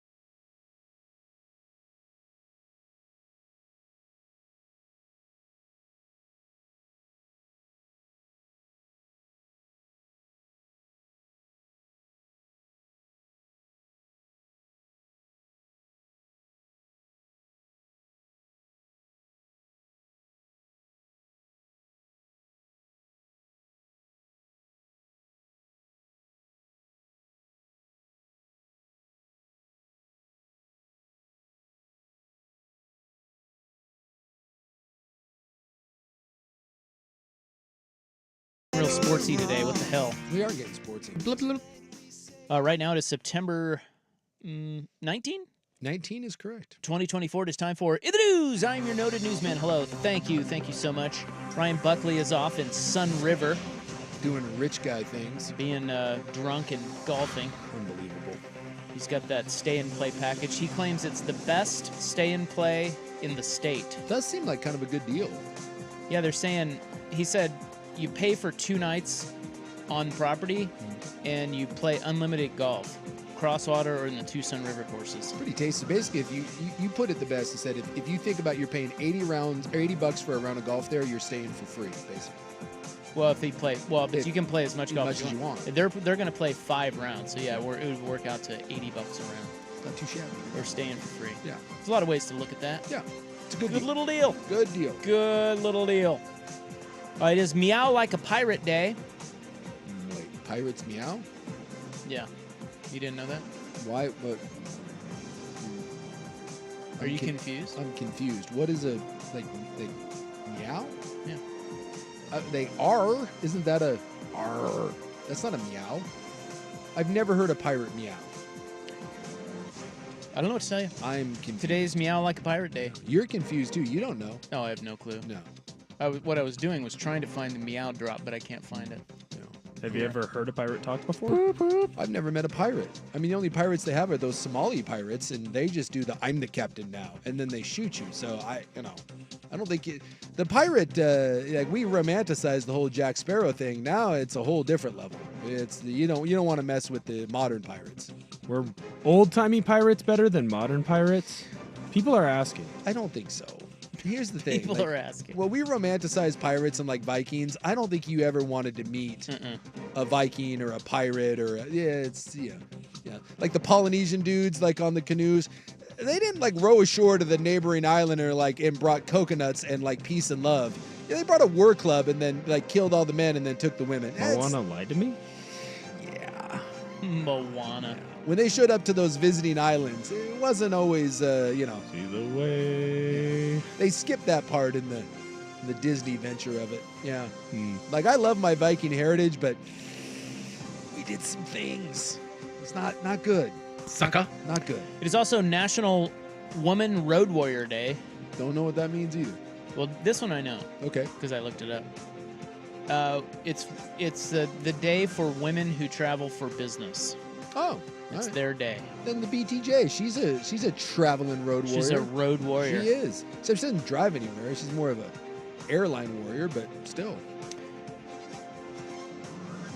The Lights Out movement aims to help birds navigate their annual migration path tonight.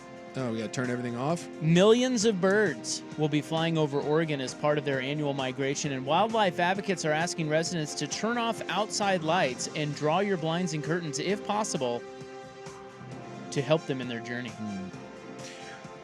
Like what time? Like just in general? Like, all right. I just got to turn off, got to shut everything down? It helps them stay focused on their main activity, which is flying south for the winter. I'll do my part. Will you? Yeah, I'll turn off some lights. Can I light some candles? Yeah. We got those LED candles now. It creates a great environment in the living room. Yeah, my wife got back into candle mode. Yeah. The other night, and it was delightful. Yeah. Because it felt like it was cold out. Yeah, it's a little cold. I finally pulled out the sweatshirt. Yeah. We got one big candle in the middle, and then we got all the little LED candles that look like candles, so you get the smell of the candle and the glow off the real one, and then all the others, it's fantastic in there. It's like a wood ceiling. It's like a cave. It's great. And they're saying that turning off your lights can really help the younger birds because they're kind of morons. Stupid birds. And so they say it was an 80% reduction in bird strike rates when you turn off your lights. That's good. So help out the birds. Okay. What are the birds hitting, though? Yeah, just other birds maybe, or buildings, or I will say that I don't know what it is about my house. Windows. But we get bird strikes. yeah. Yeah, we get them. But it's always during the day. I don't get them so much at night, but like I'll be sitting there like, during the middle of the day and you just hear what do they hit? They hit our windows. And I don't know why, but it happens on a regular basis. I don't know what my house is doing to draw them in, but they're obviously seeing something. It's a fairly regular occurrence at the Sukanic household. Maybe it's the LED candles. No, but it's like I said, most of the time it's during the day that I notice it. So, yeah, I don't know. And we do have a lot. I mean, we have big trees, and so there is a lot of wildlife around my house. You know, we got raccoons, possums, squirrels, birds, all that stuff. And it's never like the crows or anything. They're smart. They're smart. It's always the stupid, the little suckers. They're dying all the time. Then I feel bad 'cause you go out there and their heads are all mangled.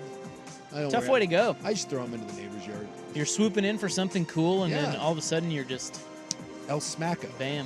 Yeah. All right, up next, we could have a new camping ordinance in Portland. Oh, A new one. because the old ones were working so well. We'll get to that next on The Fan. This is the Fan's window into sports. A viewing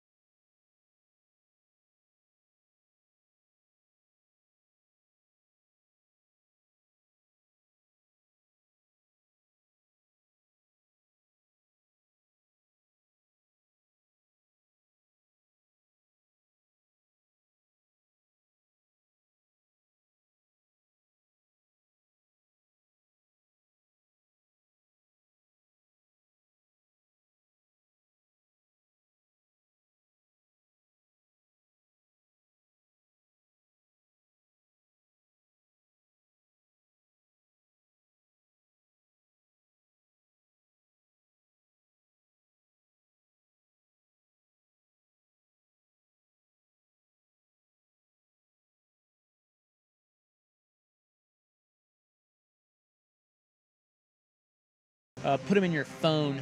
You may need them. Yeah, if like a street sweeper runs over your toe or, Yeah. you know. You can call them right off your phone. Yeah, As right long there. as your phone doesn't get run over. Yeah, too. you can borrow someone else's phone. How about this? Get to the hospital, get the toe reattached, then call the advocates. You're going to need some help with that hospital bill, trust me. A formal proposal is in the works and could be enforced by the end of the year. Enforced. Okay.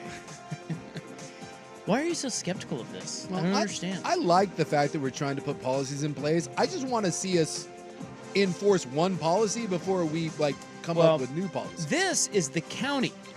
Okay. So this is Multnomah County and the commissioner of Multnomah County floating a new countywide homeless camping ban. Okay? All right. Because I don't know this because I don't follow it closely enough, but I get the sense that Multnomah County and the city hate each other. I think that happens. And yes. this is part of our problem here is that they're always fighting and finger pointing. It's a valid point.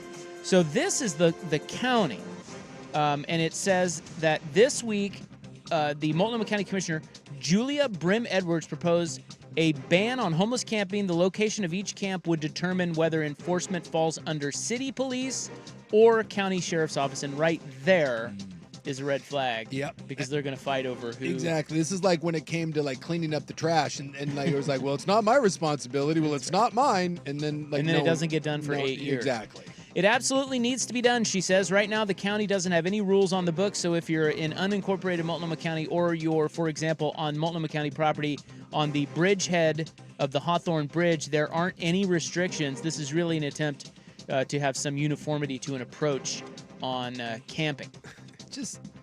It just doesn't seem that hard to me. And I get that I'm an idiot and I probably simplify things. I just don't get it. We have no problem dealing with average Johnny and Jane six-pack. When they park a car that it's not supposed to be there, when you do something that you're not supposed to do, we have no problem enforcing those things. But when the person's homeless, well, there's nothing we can do about it. Try parking your car in an apartment complex one spot over from where it's supposed to be. That car is getting towed within 24 hours. But you can park your car wherever the hell you want, as long as it's got a broken windshield and has one tire. You're like, well, sorry, that car's going to be there for 3.5 years. There is a car right by the gym I go to on Division. And this is the other part. How do the homeless get the cars to these locations? You'll see it. It's right there. There's a car wash. And it's like a brown sedan. And 2 of the tires are completely turned to where they're flat. All the airbags have been deployed. And by the way, the wreck didn't happen there. Somehow they got that car to that spot because that's where all the other cars are. And it's now been there for 2.5 months. And how did that car get there? There's no way you pushed it. You can't push it. The two tires are completely turned. And yet somehow someone got it there, and now we're like, well, nothing we can do. It's just here. I think it lives there now. I think that car permanently lives outside of that car. No, wait, they can't tow it because there's somebody living in it? I'm assuming someone's living in it, but to be kind of clever, they've put up a sheet in the windshield, and then the rest of it, the airbags that have been deployed, they've taped the airbags that have been deployed up so you can't see in the car. Don't want anyone to take anything valuable inside. Well, no, I think it's a ruse. I think you're right. They're just saying, hey, look, you can't tow this because I'm homeless. Little do we know there's no one in there. He's just trying to get rid of the car. I don't know. But it's just sitting there. I can't park my car there with 4 wheels and I can't park it there. The city would remove it. It just doesn't seem that hard to start pushing back. I think that you should run for office and we should get you elected. Yes. And I want you in there, and I want to hear it probably wouldn't even take more than 6 months to a year. Yeah. I want to hear what you say about why you can't get anything done. Because you will get nothing done. The spin zone will be epic. Well, no, I don't think he would. I think he would try. I just think the problem is not the actual problem. The problem is our response. Just we have the tail wags the dog here. You've got a lot of special interest groups. You've got a lot of cooks in the kitchen, and adding you in there would be fun. But I think you would come out of there completely demoralized and having done nothing. It's why nothing gets done here. I want to sit in a meeting with Mingus or whoever is in charge. Well, we're going to get a new mayor. Yeah, we get a new mayor. I want to sit in a meeting and be like, okay, Sook's the homeless czar, Jason. You got to be professional. Jason Stevens, mechanic. Let's do this. I would like to see the pushback when I say, okay, guys, here's a radical idea. Radical approach here. You're out. Right there, you're out. When there's a car Out. illegally parked for more than 24 hours, get this, guys, we tow it.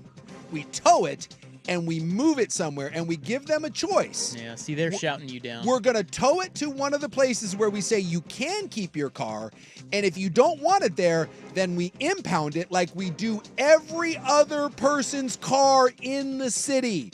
Every single one of them.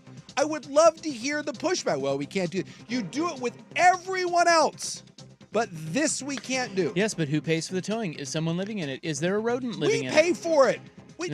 Out. You know how much money Not we voting spend? for it. I don't want to pay more taxes. Spend on the homeless? See, it's And we just, can't afford tow trucks? You want a tow tax? I'm not doing that.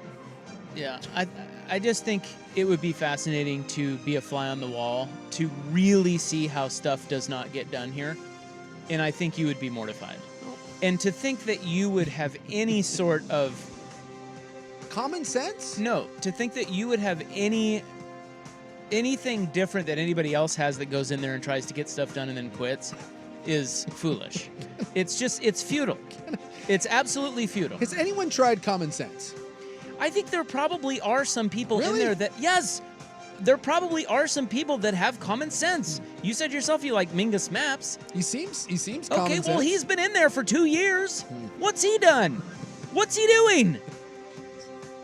Just don't understand. It makes no It's sense too to many me. cooks in the kitchen. Well, then make me the cook. Yeah, now you're getting to something where, well, like,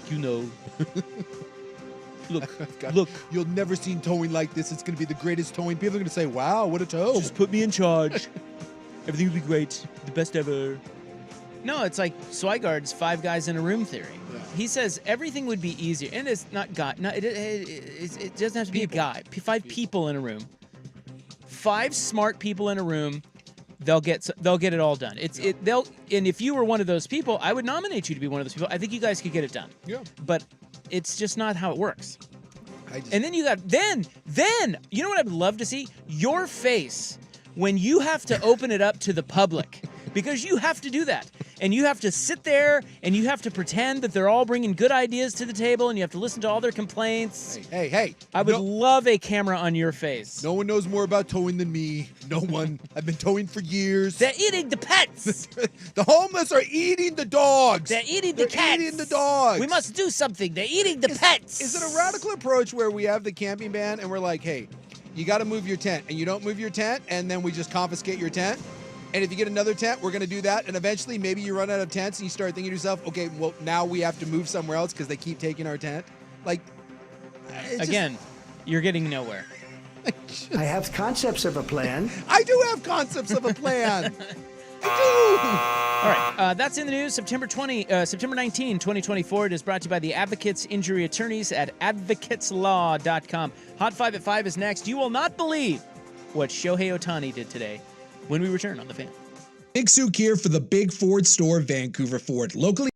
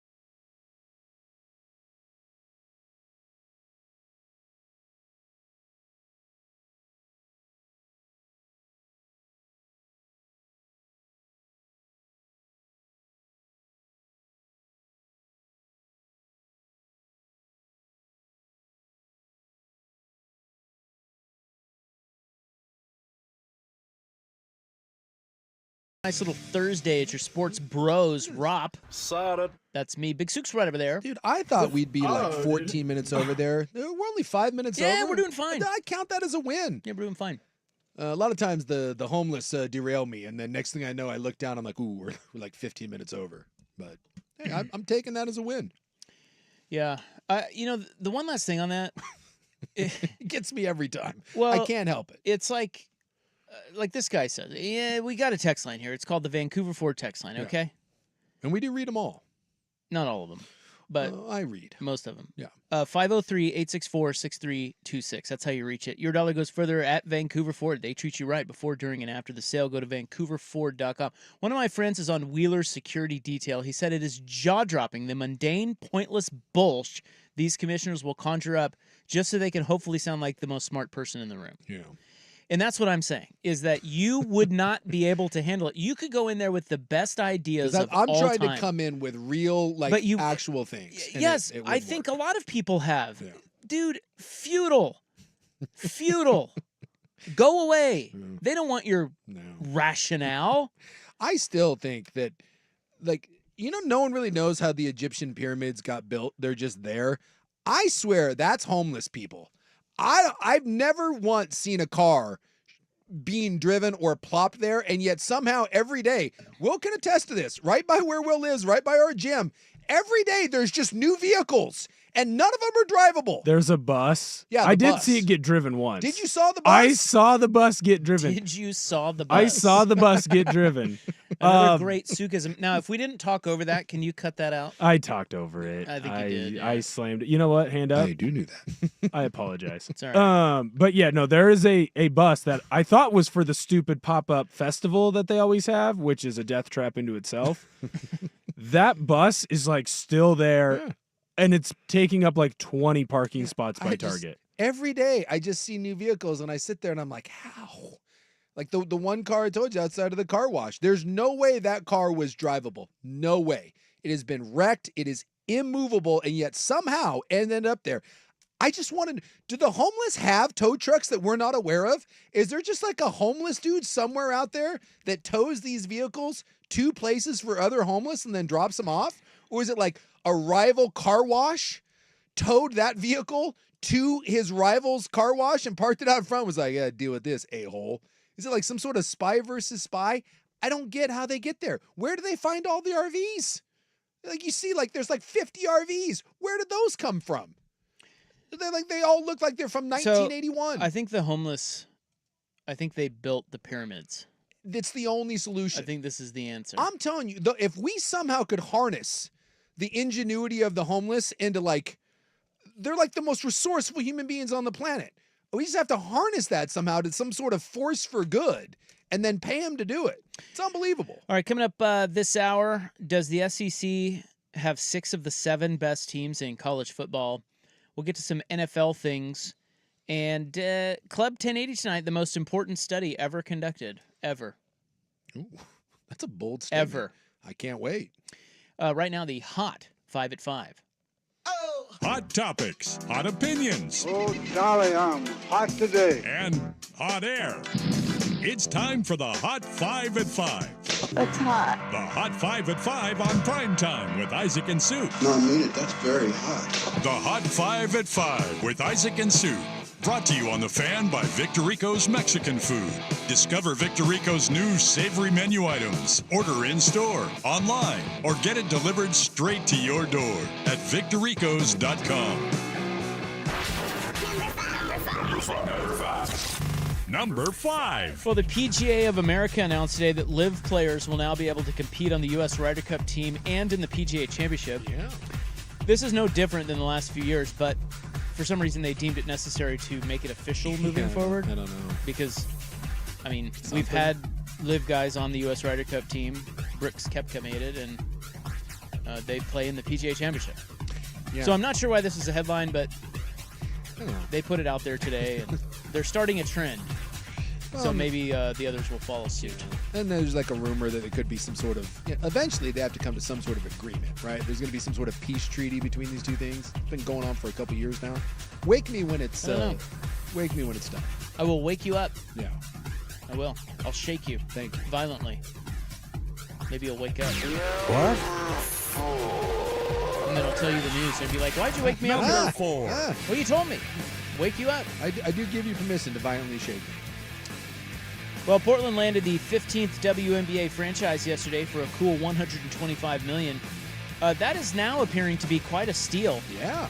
A 16th franchise will be added by 2028, and there's already a bidding war between 12 to 15 entities. The price already nearing $250 million. We were talking about this. Like, if you're trying to get on the ground floor of stuff, like the MLS, I mean, the price of those things was peanuts. And now some of those franchises are worth $1 billion. The NHL's worst franchise just sold for $1.2 billion. So if you're trying to get on the ground floor of something, there's probably not a bigger bargain right now than the WNBA when you look at the trajectory that league has. The most serious contenders are thought to be Philadelphia, Denver, Nashville, and Miami. You'd assume they'd want to be in Miami, right? Wouldn't everyone want to be in Miami? Number 3. Big changes at Nike. CEO John Donahoe steps down. I just got done. I was talking to a buddy of mine yesterday that got laid off at Nike, and he loves Nike. But the direct quote, he goes, dude, their CEO needs to get fired. He goes, that ass clown is taking that company down. I can assure you Everyone hates him. that they are rejoicing at Nike Yes, today. dude, that guy is universally hated. Veteran of Nike, Elliott Hill, is coming out of retirement to take over. He will begin October 14th. Hill started as an intern there in 1988. He retired in 2020. Now, some say due to a falling out with Phil Knight, but, you know. Yeah. Hey, let's see. time heals all wounds, right? He's a TCU guy. Did you know that about I did not. Elliott Hill, who's going to be the new leader of Nike? Well, I hope so. Look, I love Nike. It's been my favorite apparel brand for basically my whole life, and I hope the guy is able to turn it around because it's rough over there right now. I want to start wearing like New Balance. Number 2.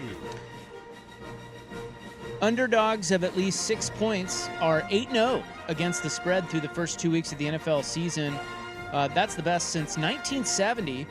The Patriots are 6-point underdogs tonight on Thursday Night Football. They are playing in New York against your Jets. Well, remember, the Patriots, who we thought was going to be the worst team in the NFL this year, everyone was bagging them, minus the Panthers, beat Cincinnati in week 1 and took Seattle down to the wire. New England's playing tough, hard-nosed ball. So I think this is going to be a close game. It's not act like the Jets are world beaters. New England has won 15 of the last 16. Well, some of that has to do with, one, the Jets. And Well, wait, two, hold on. Tom Brady. They have won 15 of the last 16 meetings in the series, Again. not 15 of the last 16 games. New England's not. Look, I can say New England isn't bad, but it's. I mean, it's Jacoby Brissett, for heaven's sake. Hey, you know, letting Drake May sit. Better than all the other rookie quarterbacks right now. Rookie quarterback play. Wolf. Number 1. You guys, it was a scene in Miami today. Shohei Ohtani is now the first 50-50 man in baseball history.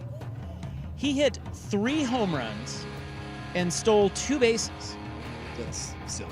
in the Dodgers' 20-4 win. Now, his line for the game, 6 for 6, 3 bombs, 10 RBI. Now, to be fair, the last one came against a position player. It did, but did you see how far he hit it? He damn near hit it out of the stadium. Have they I haven't looked yet. I haven't seen the Have they come measurement, up with a number on that? but he hit Dude, the living it was hell out of that. such a bomb.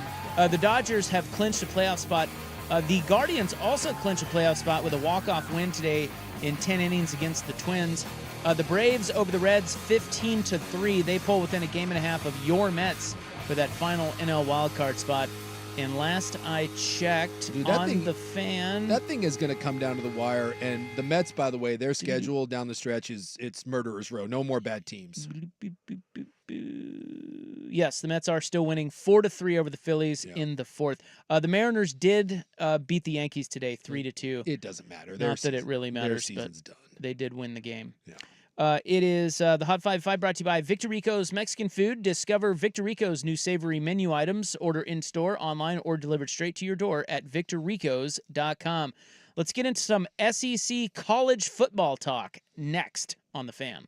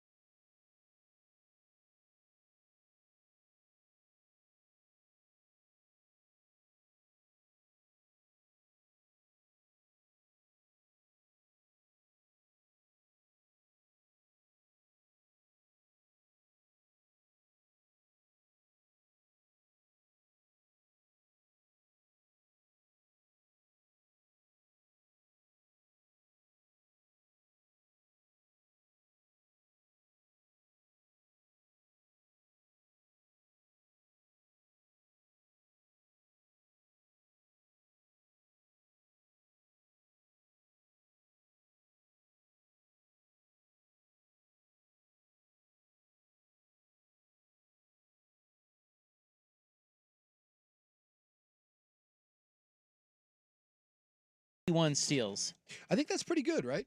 and he has 9 games left. Considering no one's ever done it, ever. What if he got 60-60? Yeah, I don't think he can do that.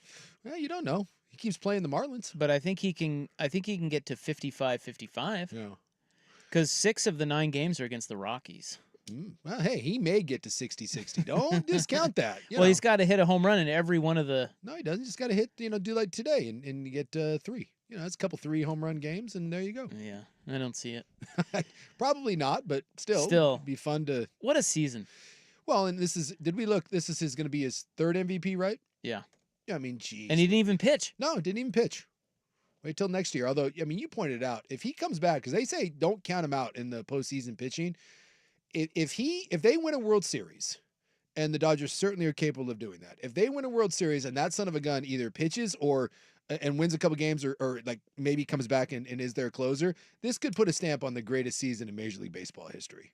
Win an MVP 50-50 or 55-55 and then pitch meaningful innings in the postseason. I mean, come on. Come on. What he's doing is just it's silly. So I'm looking at the rankings here. Texas and Georgia, they're top 2 teams in the country. Yes, sir. And there's really not much of a debate. I think that's Well, Ohio State State. They haven't been tested yet, No. though. No. Of course. Well, I guess Georgia has. Texas went to Michigan. Yeah, okay. So, Ohio State hasn't been tested yet, but they're 3rd. Yeah. Then you have Alabama, Ole Miss, Tennessee, and Missouri. Those teams are all from the SEC. 6 of the top 7 in college football are from the SEC. Yeah. I mean, and it's hard to argue with that. Like, if you're going to say the best, I mean, again, there's Ohio State. So, I haven't played anyone, but they certainly look the part. And, Urban Meyer said this was the best Ohio State team he's seen. By the way, you seen that Urban, again, for the second time, denied. He did not say that he was not interested in coaching. He's coming back to coach. That was very clunky. Yeah, I mean, someone asked him, like, hey, are you done coaching? He's like, well... I would be more stunned if he did not come back. Wait till he comes back and is the next coach at Florida. Wait till they fire. You think Florida's bringing him back? Wait till they fire Billy Napier and the Swamp King comes back. I'm just saying, man. It'd be a good hire. Like someone asked him about the Florida job, and I'll tell you what, Herbs did not downplay that. Does Tim Tebow have any eligibility left? Say what you will about Urban Meyer. All that dude does is win and win national championships. Yeah, I mean, the only thing with him is you just got to get by the moral police. Yeah, and Florida doesn't care at this point. I don't think they do. No, when you suck as bad as Florida does, yeah, they'll be fine. But no, I mean, when you look up and down the SEC, with the exception of Ohio State, there's not an argument to be made. The only other team that you could say is Miami, Oregon, Penn State, and Miami's the only one that I would listen to that belongs in that conversation right now. But I'm not going to put them over Tennessee. I'm not going to put them over Ole Miss. I'm not putting them over Alabama. This isn't even SEC bias, which I know it always drives Dirt nuts. Like he can't handle the SEC thing. But this is, and it's a small sample size. So, give it time to play out. But as of right now, there is not an argument to be made that one of these teams is being overinflated. They're just not. Not Missouri? No. Well, Missouri is in the SEC. So I know. You said overinflated. No. In other words, I thought you were saying that there's not an argument to be made that any of those are undeserving. No. So the idea of me taking Miami or Oregon or Penn State and putting them above Missouri, why? Missouri was a phenomenal team last year. Missouri is very well coached. That's a 10-win team that's back. They've got absolutely studs there. So, at the end of the year, if you're betting me who ends up ahead, Miami, Missouri, or Oregon, I don't think it's Missouri because their schedule. But to say right now that Miami or Oregon is better than Missouri, that's no. I couldn't have that argument. So you think that the SEC really does have 6 of the top 7 best teams in the country? Right now, yes. Yeah. Yes. Miami will be there. Miami will be, because Miami's good. When you watch Miami play and the way they recruit, and if Cristobal can get out of the way, Miami's good. So Miami will be ahead of some of those because Miami's schedule. Have you seen Miami's schedule? Oh yeah, it's a cakewalk. But the thing about a couple things. One, it does seem like Miami is pretty damn good, and Cam Ward is kicking some ass. He could win a Heisman Trophy. What was I going to tell you? I don't know. Well, I think. Well, one, you said Missouri's schedule. What's interesting to me about the SEC right now is that they have so many teams now that you assume that they play a tough schedule because they're in the SEC. Not necessarily. But that's no longer a safe assumption. No, it is not. Because you can miss a lot of the other good teams in the SEC. And Missouri does. And exactly. So it's actually not that hard of a schedule. No, I mean, but you still But gotta... I think I'm sorry. Yeah. What I meant was there's a difference between the best teams and, the most deserving. Like Miami is probably going to be a top 7 ranked team. Yes.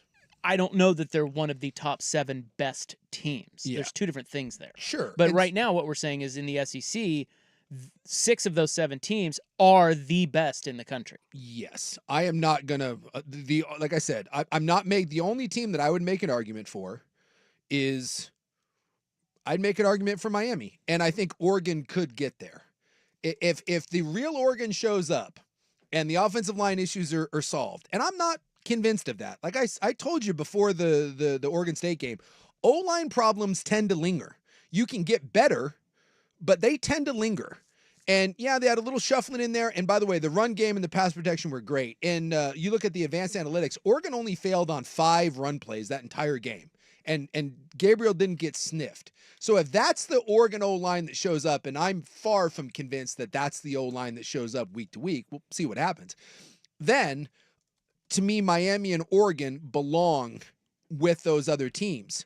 But it's not Penn State. It's not USC right now, although USC may prove me wrong as that season goes along. I think USC is a really, really interesting team because their defense right now looks for real. They've already beaten LSU. They got a big one at Michigan. I think USC right now is a real sleeper team that no one's talking about, and their schedule is tough, but USC is scary good.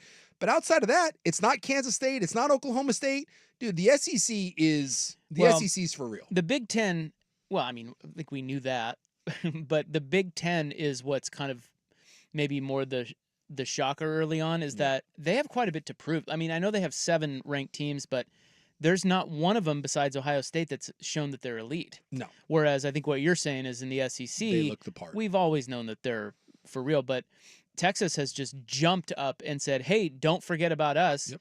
And the other schools, Ole Miss, Tennessee, Missouri, I mean, there's just no blemishes. No. They have already shown that they're elite, and you're going to have to prove otherwise. Yep. Big Ten just has gone the other direction, where Yep. Penn State's been a little shaky, Oregon's been a little shaky. Yep. Like you said, USC's still got a lot to prove. I mean, and Ohio State hasn't done anything yet. Nope. And Michigan isn't.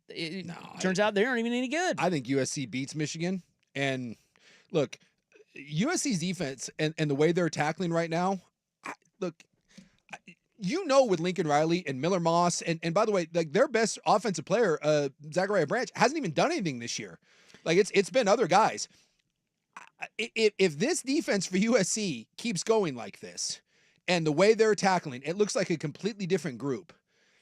By the end of the year, USC may be the team that we're looking at and saying, I'm sorry, I wasn't familiar with your game. That's the only thing they have lacked since Lincoln Riley has been there. And they look different up front. They just do. They're flying to the ball. They're tackling. I think they're going to handle Michigan. And what we're going to say after that is we're going to be like, oh, Michigan's not very good. I don't know what USC has to do to get their flowers. And I know because of the schedule, we think there's going to be some losses built in there, but they're on the road against Michigan and then they're home against Wisconsin. They handle those two. I think maybe then we kind of look at USC and be like, yeah, guys, this team has always been able to score points. They got a defense now. Look out. And then they got Minnesota and then Penn State. So USC is gonna have to prove this over the next month. But I'm very bullish right now on USC more so than I am a lot of those other teams. I'm very bullish on Miami and I'm very bullish on USC, and I'm putting a put on Oregon right now. I need to see more. And even though the next 2 games aren't, dude, it's UCLA who's just so bad, and Michigan State, I just want to see them do what Ohio State and the other teams have done, which is just stomp an old-fashioned mud hole in teams that you're supposed to beat. You do that. Now, all of a sudden, now we get into that Ohio State game, and now win or lose, now we talk about you with the elites. Imagine if we still had the 4-team playoff, and of course, this is all just, this will all play out. Yeah. But imagine if this is really the year where you had the 4-team playoff, all the schools are from the SEC. Yeah. You know? Yeah. Talk about obnoxious. It like, would be. or imagine a Texas, Georgia, Ohio State, Alabama playoff. Yeah. I might not even watch it. Like, okay, I'm fine, done. I'll watch it. But you know what I mean. Yeah. Thank God for the 12-team playoff. Yes. And I get this is where I say like the dirt hatred, the Vancouver Vortex line. Who has the SEC played? Under what spell are you? Again, man, I get that you may not like the SEC, but if you don't watch Texas, Georgia, Bama, Ole Miss, Tennessee, if you can't watch that and see that it looks different than Oregon and Penn State and I don't know, Oklahoma, if you can't see that looks different, the one who's under a spell is you. The one that you're so blinded by the fact that you hate the SEC and you're tired of hearing about them. Then I could say the same thing about Oregon. Who has Oregon played? Oregon has looked like dog ass for two of the three games. So Oregon's 3-0, and Oregon, it could be a national title contender. They could continue to get better. But this is my argument. You can sit there and say, who did Texas play? Well, they went on the road and kicked the living God out of Michigan. Well, and Tennessee beat NC State. Yes. They were ranked. And they killed them. And that was in North Carolina. And then Missouri just beat Boston College, and everybody was jocking Boston College because they were ranked. So if you're going to sit there and say, who did they play? I'll turn around and say, who the hell is the other teams played? At least in the SEC, like with Ole Miss, the teams that you have played, you've looked the part. Ohio State's played no one, but they've looked the part, and Oregon hasn't. Can I just say what? Penn State hasn't. There is an absurdity that he points out. And I don't think this is what he meant, but it is kind of stupid that the Big Ten and the SEC will go head-to-head one time. Yeah. Once. Yeah. Texas, Michigan. That's it. That's it. And that's just dumb. Yep. USC, LSU. LSU, there you go. And USC got them. Oh, Yep. right. Yeah, you're right. LSU's the only team that I feel like you had thoughts of maybe them being winners in the SEC that hasn't looked the part, whereas like in the Big Ten, there's been a lot of teams that don't look the part. Well, by the way, if you look, I just got done giving USC all the flowers. Like, I'm very bullish on USC because they proved something. They're good. And then the other team that they played that sucked, Utah State, what did they do? They absolutely annihilated. Shut them out. First shutout since 2011. So, they're USC is doing what they need to do. And again, over the next 2 weeks, if Oregon takes care of business, we'll change the way we talk about Oregon, even though they will have played no one. And we said this going into the year. Ohio State and Oregon are on a collision course to both be undefeated, and both will have played nobody. And that right there, like you talked about the popularity of the NFL and how, it's losing you a little bit. The part that gets me about college football that I struggle with is just this. 100%. I cannot, if we can get 6 weeks into a season and the preseason number 3 and number 2 team in the country in Ohio State and Oregon will have played absolutely nobody, that to me is a major problem. Whereas in the NFL, whatever you think about a team week to week, that team can beat you. Well, this is where you go back with college football is like if they ever pull this is why I say if they ever pull their head out of their ass, yes, they need the structure of the sport. If they do it in a way that makes it way more interesting and entertaining, you got a lot more eyeballs. Yeah. And one of those things is, Better and schedule. better schedule, or just Mark Cuban had this idea several years ago. I remember we talked about it, where he said you should I can't remember if he was like 1, 2, and 3 and 4. They keep open day. Everybody has an open date at the quarter pole and then maybe the 3/4 pole or whatever. I can't remember what he said. Shuffle the schedule. And whoever is in the top 4, they play each other every twice a year, basically. And so you get the games that you want to see. Yep. That's not a bad idea. I don't know if that's the right idea, but it's not a bad idea. That's the kind of thinking that college football needs to start getting in the room. And it would be amazing. If you did it, yes, it would be incredible. People would want, you got to set up these matchups. You're right. It is absurd that Oregon and Oklahoma State will go, and Ohio State will go 6 weeks before we have any idea who either of them are. No. And then they finally play. Yeah. The best team that either one will have played leading up to each other is probably Michigan State, and that's pathetic. And they will both have played Michigan State. It's pathetic. That's absolutely pathetic. So and by the way, Alabama played Wisconsin just last week at Wisconsin, to the person hating on the SEC. And what happened there? I believe Alabama alley whipped. The anti-SEC, you have no argument. No, it's just a tired argument. It's not even an argument. You don't have one. No, you're just bitter. Name the champions. Just open your eyes. It's not even close, really. And they got Texas and Oklahoma now. Yeah. I think it's the interesting thing about college football to get all the way to where we're talking is it's going to have to slough off a lot of this, a lot of these garbage programs. Yeah. And I know people don't like it, but it's going to come down to the SEC, the Big Ten, and maybe one other conference of other schools, and that's really all who plays each other. Mm-hmm. And it's more interesting that way. Yeah, because that's how you create the match. There's 120 teams. Yeah, it's a killer. It's a killer when week to week I have to sort through 90 games to come up with three that mean something. Exactly. The only thing that's good about that is that because they play so many games, inevitably in any time window on a Saturday, there will be something worth watching. Yeah. But you never know which one it is. You never know. We didn't know Georgia, Kentucky would come down to the wire, but it did, and then you flip over and you watch it. It would be better if they just created better matchups that we want to sit down and watch start to finish. Yeah. And they just don't have it. No. It's the biggest problem that sport has. That and who knows what the hell is going on with pain and not pain and NIL, and that sport is the biggest wild card right now in the world. It's in flux. No one can tell me with any form of certainty, you can't even give me an educated guess on where that thing lands over the next. No one knows. Not even 10 years. I'd give you 5 years. To the NFL next. Here is Will. Now,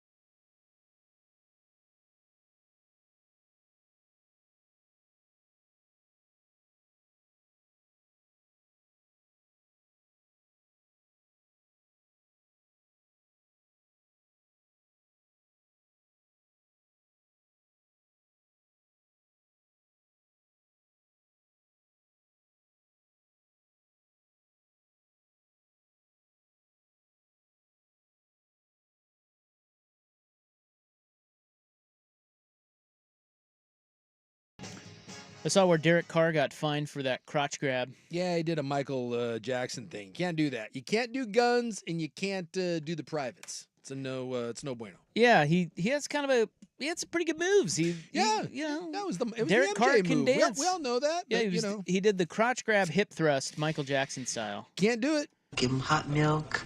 We have little cookies. Remember when MJ started doing that and how weird it was? Like, he did it all the time. He just started randomly. Michael Jordan? No, or Michael Jackson, excuse me. Michael Jackson started. Well, you did say MJ. Sorry, yeah, MJ. Yeah, like he came out with, I think it was that black or white video, and like all of a sudden, like during that era, he just, for whatever reason, started grabbing his junk and then gyrating. And you're like, whoa, that's weird. And they started wearing like the diaper thing, like the snap crotch over his pants. That was the beginning of the end where we're like, dude, this is getting real weird, and no one wanted to like admit it. And then one day we just woke up and we're like, oh boy, hot milk and cookies. Well, his moves were second to none. There's no doubt about it. No. But at the time, they were. Yes. It was odd. It was strange. But man, can that guy move? Well, so can me. So can Mr. Carr. But I'll tell you what is. I mean, I know he makes a lot of money, but is really grabbing your crotch worth $14,000? Or do you think he looks back and is like, oh my god? Yeah, I don't think he thinks he was going to get fined there. Really? No. Yeah, don't. Yeah, you can't be grabbing the junk. We've learned, Mr. London, no gun celebrations and no crotch stuff. Can't do it. I think you can hip thrust. You just can't. You can't grab and thrust. That's the key. You only get 2 thrusts. 2 thrusts. Once you get to that third, then you get the flag. You get the flag and the fine. Can't do it. Did you see the fans at the Steelers-Broncos game with matching jerseys? No, I didn't see that. Catch that? No. Yeah, I look up matching jerseys. No, I just tell you. I instantly thought of you. The dude is on the left, and he has a Ray Rice jersey, and the woman is on the right, and she has an Aaron Hernandez jersey. Oh. Yeah. Really? And they wore those to the game. Sat next to each other. Was that a... Do you think that was a plan, or do you think they just didn't know? Like they oh, no. That's a bit. That's a bit? I was wondering, because like, I wonder if you like went to like Ross or like Marshall's, like a TJ Maxx, and those jerseys were like $6, and they're like, oh my gosh. Well, when I say bit, I think it's a statement. Okay. Don't you? A statement that you like wife beaters and murderers? Yeah. Well, no, I don't know. It just why would you do that? You tell me. Why do you think someone would do that? I don't know, but it's the Steelers Broncos. Why are you wearing an Aaron Hernandez jersey? Because it's Aaron Hernandez and Ray Rice. Like, they're not Patriots and Ravens fans. No, it's so weird. That's what I'm saying. Like, why would you do that? Why would someone do that? They think it's funny. Yeah. Yeah, they probably do think it's funny. They're doing bits. Was the OJ guy in the bathroom? That's what I was wondering. Like the OJ guy, or what was the maybe a Ray Caruth jersey? Like you couldn't find that. Well, it's like, remember when the Browns got Deshaun Watson? They had a bunch of jerseys where it was like, he didn't actually do it, or it's all like it's the same thing. They think they're being funny. Fans are weird. It is kind of amazing the number of people that like Ray Rice and Aaron Hernandez are scumbags. Now, 2 different types of scumbags. Hernandez greater than, but I don't know. That never ceases to amaze me how trashy and stupid fans can be. Totally. So, particularly in the NFL. Yeah. I saw, I don't know, it was a while back, but someone at one of the, one of the wrestling pay-per-views, someone dressed up as Chris Benoit. And I don't know if you're familiar with the works of Chris Benoit. I'm not. Actually. He murdered his wife and kid. So... yeah, he dressed up and sat front row at one of the wrestling events, dressed as Chris Benoit, like in the tights and had the belt and clearly was doing a Chris Benoit thing. And I was like, really? Like, you just going to a wrestling match? Like, I'm dressing as my favorite wrestler who just so happens to have killed his wife and kid in a murderous rage. But, people. What I think is weird about it is that I feel like these are people that would never even sniff or think about wearing that jersey unless the horrible crime was committed. Yes. And that's the part I don't understand. Yeah, it's a valid point. Yes. The reason why you're wearing an Aaron Hernandez jersey and a Ray Rice jersey is because of that. Well, again, it's shock value. It's like you wear it to the game and people are like, ooh. Do they want to pick a fight? Yeah, it's just being edgy. they're that sort of person that loves to pick a fight, but no one would. They would never actually fight someone. They get to say stupid stuff along the lines of like, "You just don't get my dark humor." Yeah, something like that. People are, It's the same guy who calls on Dan Campbell and sends like a SWAT team to his house because he knows where he lives. Yeah, the NFL fan. Somebody said the NFL games are a different breed of fans. They really Kinder are. care of white trash. Yeah, I will say that there's no worse sporting event. Now I don't go to monster truck rallies or anything like that, but Hey, yeah, I went to a monster truck. The monster truck. How am I doing? How am I doing? You have a stroke? I went to a monster truck rally once. Good people. It was great. It was Yeah. dads and kids. I went to And some trash. I went to a NASCAR race, and I'm not. That was a bit much. Do you think that's worse than NFL? Now, to be fair, I've only been to 2 NASCAR events. Yeah, NASCAR was worse. It was rough. It was a little rough. Hmm. But it's the same. It's the same kind of archetype. It's heavy power drinkers, tailgates, ignorant macho males. It's the same. It's the same thing. NASCAR, there's just so many of them, and it really is an all day thing. Like, I mean, at least in the NFL, like it's a 3-hour thing. Dude, NASCAR is all day. And It's more than 3 hours. They're tailgating out there. That is true. But I mean, NASCAR, like they show up for like an entire weekend. And NASCAR, dare I say, had more of a racial element to it than the NFL did, which made me very uncomfortable. And I don't know if, and again, this was many years ago, but let's just say the Confederate flag was a prominent, thing at the 2 NASCAR races. Yeah, it's a little more Southern rube. Yes. Whereas the NFL is a little bit more just white trash or just city trailer trash. Yeah, there you go. Yeah, Yeah. But yeah, it's it's rough. I mean, Will brought up the best one, the Deshaun Watson stuff. There were tons of people in Cleveland that were doing Deshaun Watson like bits, like at their tailgate. They had massage tables set up and just. I mean, that speaks for itself. I can't even go into some of the stuff that the sign said, but look it up. And that went on for like that entire year. And they just embraced that guy. They didn't care. They welcomed him back with open arms. Same stuff with the Ray Rice thing and all that. Ray Rice got a standing ovation. Everyone was like going crazy. Tyreek Hill's one of the most popular players in the league. You know, it's as long as you can play, man. NFL fans don't care. Shaq is trending. Yeah, for not the right reason. Did you see why? I'm guessing, is this for the little... Yeah. Yeah. We'll get to that next. To wrap up the hour on The Fan. It's time.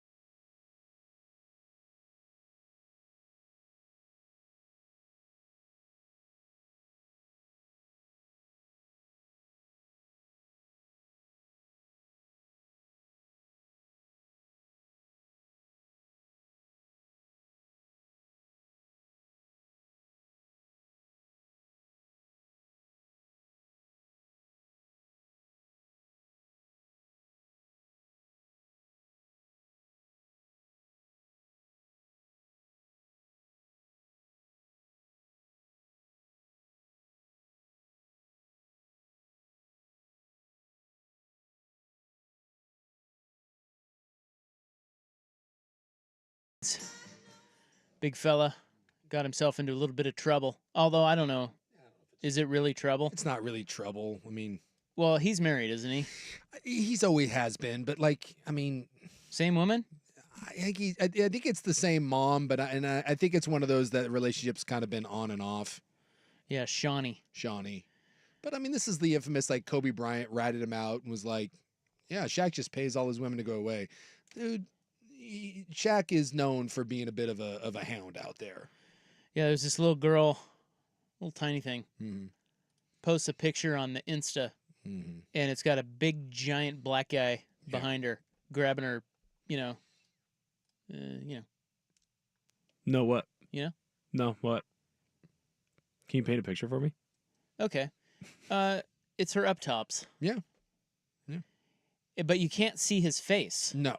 Because she's so small. She's like gymnast tiny. Yeah, you just see his big giant hands over her. And you assume it's Shaq, but I mean, it does look like Shaq. I did try to zoom in to see if I could see some tattoos, but I didn't care enough to really do any sort of deep digging. I'm assuming that. Well, and then so this goes viral, and everybody's like, "Well, that's not Shaq," or like, "You're not like, what is this?" Yeah. And she's like, "Okay, really? You want proof?"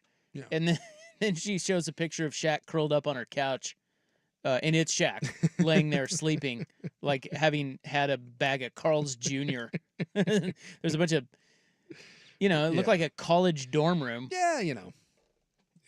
So, I mean, look, Shaq already admitted, like, he came out and said that, remember that was when, it was the Ime, I think it was the Ime Udoka situation, when Shaq came out and talked about being a serial cheater. Like, he already owned up to it. He gave, like, whole interviews about it and was like, yeah, it's like, it's like I was out there doing it. But did you see you saw the picture, right? Yes. Like, I mean, What? Well, just the size difference. That's unbelievable. He's that way. Have you seen the photo of him? She is tiny, dude. Have you seen the photos of him and Simone Biles? And by the way, those are innocent photos. I think this girl's just as small as Simone Biles. Simone Biles is like 4'6". Yeah, you think this girl's taller than 4'6"? She is so small. Yeah. His hand covers her entire upper torso. Yes. When they are laying, or when he's standing behind her and his hands are over. Hey, have you seen them laying together? The chesticles. Have you seen something we haven't? No. Oh. Just the hands over the chesticles, like you can't see anything. No, her whole torso's covered. Yes. Well, Maybe he's got a type, man. Well, I don't know. If you're Shaq, She's a spinner. How do you find a normal? There is no such thing as a normal sized woman, right? What? Like, what do you mean? What would you like Shaq to like? Is Shaq only allowed to date girls that are like 6'8"? I think he's got to get with Hope Solo or something. Got to find like Cameron Brink or something out there. Yeah, she's tall, right?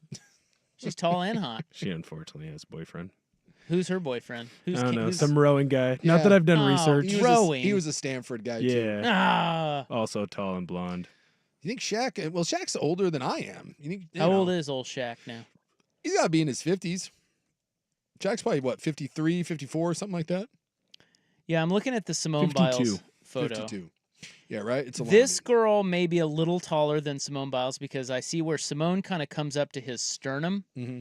This girl, just a little north of the sternum. Yeah. It's something else, though. But, I mean, there's lots of photos of Shaq out there. Like, if you just Google Shaq girlfriend, the photos that come up are alarming. But, it's... Well, I mean, I don't care, but he is married. It's just that he denied it. Like she sent out the photo and he denies it. And then she's like, "Oh yeah? Check this out. Check this out. You idiot. I'm snapping pictures of you at all times. And all you do is sleep." I'm amazed at how many dudes, when they're with the side pieces, like they think they can't prove it. Yeah. Like, dude, they all have photos of you. Like, that's what they're doing. Like, Yeah, like you should just assume that that's what they're doing. Yeah. You can't keep it quiet when you're Shaquille O'Neal or Dave Grohl or anyone else. It's impossible. This is a rough look for Grohl, by the way. For what? For Dave Grohl? Yeah, it was rough. Yeah, it was. Why? Because we like him. Did you not see the mistress? Well, what's the what? Oh. You might want to look up the mistress. Why is it a rough look? She's a rough he's look. getting defensive. He's what? She's a rough look. Oh, She's a 20-year-old. that probably makes sense. She didn't look 20. But you were saying that you thought she was like, I made the call that on this one it was going to be some sort of weird someone that works with him. Yeah, that was going to be rough looking. But I was saying that it wasn't going to be like a 20-year-old hot. No, I expected better from Dave. See, I did not expect better. He's a good musician. He's rich.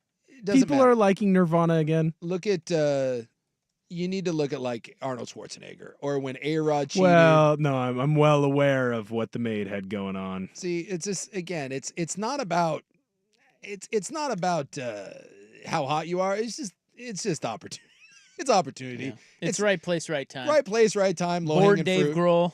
And that's why I kind of thought that it would be someone that worked with the band. It'd be like some sort of that was in charge of their stage lighting or whatever that was on tour with them. And Dave was like, man, whatever. I'm drunk. Might as well. Like 12 Coors Lights deep. Now, you're like, yeah, this might as well happen. How do I can't find a picture of this gal. I saw it on Twitter, unless it was fake news. It was probably Might have been fake news. Well, the person that I saw the picture of, bad luck. I'll do research. Also, I don't think Shaq's married. Oh, he's not? According to Wiki, there was a divorce in 2011. All right. Oh, that's probably because of the serial cheating. No way. Because he did say that he was a serial cheater. And by the way, every NBA player is a serial cheater. Damian Lillard was a serial cheater. Shaquille O'Neal was a serial cheater. Kobe Bryant was a serial cheater. You know, that's every one of them right there. Insert whoever you want. Like AC Green. Yeah, he may be the one. But like, it's always adorable. Like when who's the most likable NBA player right now? Shohei Ohtani. Anthony NBA. Gordon. NBA. Anthony Gordon, maybe. Anthony. What about Steph Curry? Right there Sure. you go. Steph. Jokic. Steph or Jokic, right? Giannis. They're all very, very likable players. What are the odds? What are the odds that those three MVPs and NBA champions, what are the odds that even one of them is faithful to their wife? Like 1 in a million? 1 in 10 million? Like, come on. I don't care how nice the guy is. He's the best player in every one of those guys at one point has been considered the best player in the NBA, and they're on the road how many days out of the year? I mean, that's why when the Dave Grohl thing happened, when people were like, "Oh my God, I can't believe this." I'm like, "What? You can't believe that one of the biggest rock stars of the last 50 years had a mistress?" My heart. What happened here? I'll tell you what, I'd be shocked if one of those three didn't have a mistress. Well, why can't he pull out? Well, coitus interruptus. There you go. Wear something else, maybe. Or that. So it's not the fact that he had the mistress, it's the fact that she got pregnant. They think they know who the mistress is. New York Post is what I found. Well, I think also with Grohl, he's a victim of his own popularity. Yeah. Because he kind of comes across as different. Like as a guy who he's just a good dude, you know? Yeah. And that hurts you. Yeah. Whereas if you're just a dirtbag, we're just like, yeah, of course. Like if you're Mick Jagger, we're like, yeah. That's Although, does he? Is he? I mean, I know he is a dirtbag, but did he come across as a dirtbag back in the day, like in the 70s? Stole Keith Richards' girl. Did he? Yeah. I think he might have married, if I'm not mistaken. I think he married one of his bandmates' gals. Yeah, like he's a grade A dirtbag. Steven Tyler, all those guys, they're rock stars. Isn't that the whole reason? Isn't that the whole reason you become a rock star? Yeah, I just think Dave Grohl kind of painted himself. Yeah. A little differently. People viewed him a little differently. Even though he's a rock star, it's like, he's a good one. It's like when we found out that Tiger Woods liked to lay with the ladies. We're like, what? Wait, Tiger? That dork? Tiger likes the ladies? I thought he just liked Perkins. Like, I can't believe it. Oh my God. Tiger's laying down with ladies. What's happening? What's this Let me tell you coming something to? about Perkins. We used to go there when we get really drunk. Yeah. Back College. in Kansas. The chicken tender dill melt. Yeah, you were talking about that. When drunk. Yeah. Oh my God. Good pies too. The Perkins chicken tendy dill. The fact that you so good. The fact that you stumbled in there like, the chicken tendy all dill. the time. They knew we were. They were like, oh God. The dill mate. I love dill it. melt, not a dill mate. Dill That's mate. a little different. Means something different out there.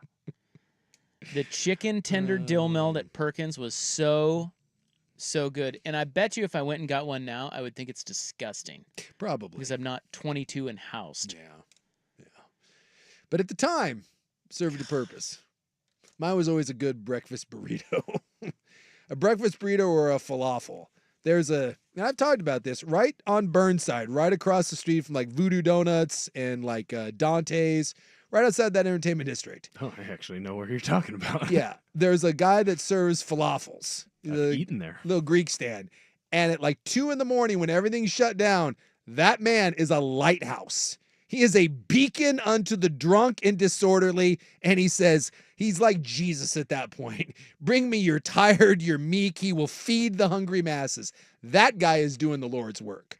And I think if you went there at like 2 on a Wednesday afternoon to get lunch, you'd be like, oh my God, what am I doing?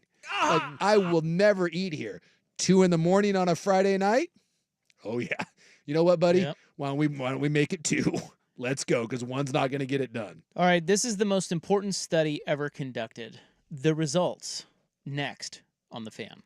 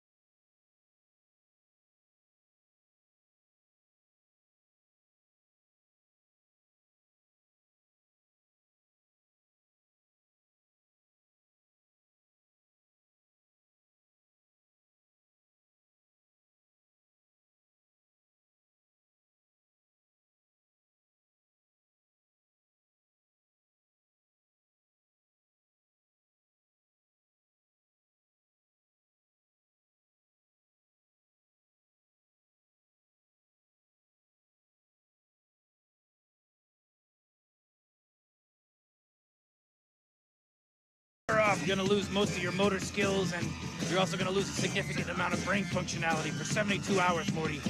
Starting right about now. Club 1080 with Isaac and Souk is brought to you by Pub Beer, the official beer of cheap fun. You want some pull? Yeah, give me some pull. Then the Boner Schwartz program kicks in. They all suck ball. He is just the definition of. But also, I think I'm awesome. I don't know if this is racist, but it probably is. I am an ignorant boob, and I can squirt from a distance. I can squirt horses, yes. America, yes! That uneducated beer! America, yes! Softball, yes! Yeah, flags! Learning people, no!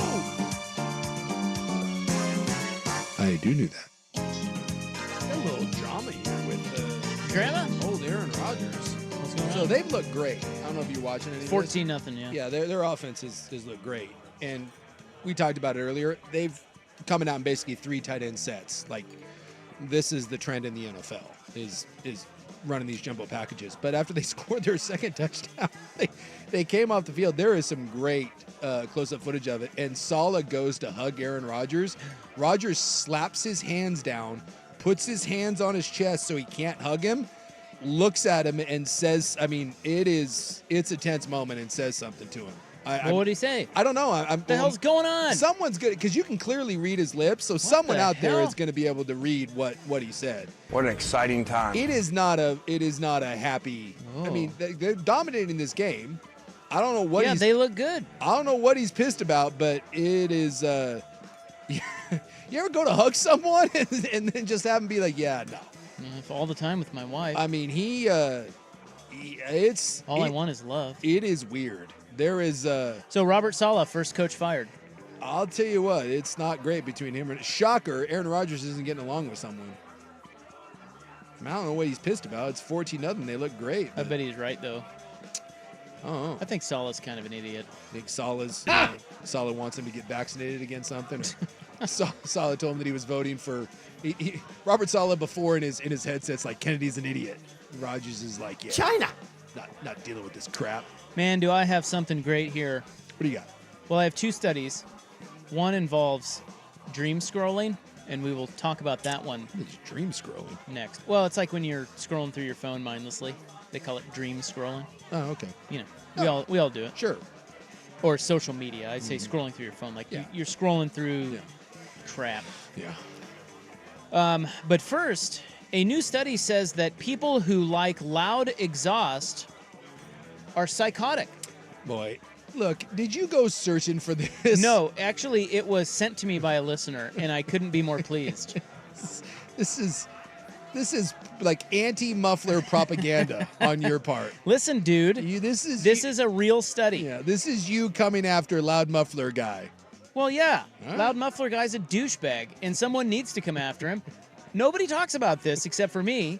You are very brave. It's needlessly annoying and disruptive, and it's unnecessary noise pollution, and it's a remarkably inconsiderate display of douche-nosery. I always thought that was like the way you refer to kids, but, you know. It is. It's selfish and disruptive. Same thing. Yeah, this is annoying and disruptive. Okay.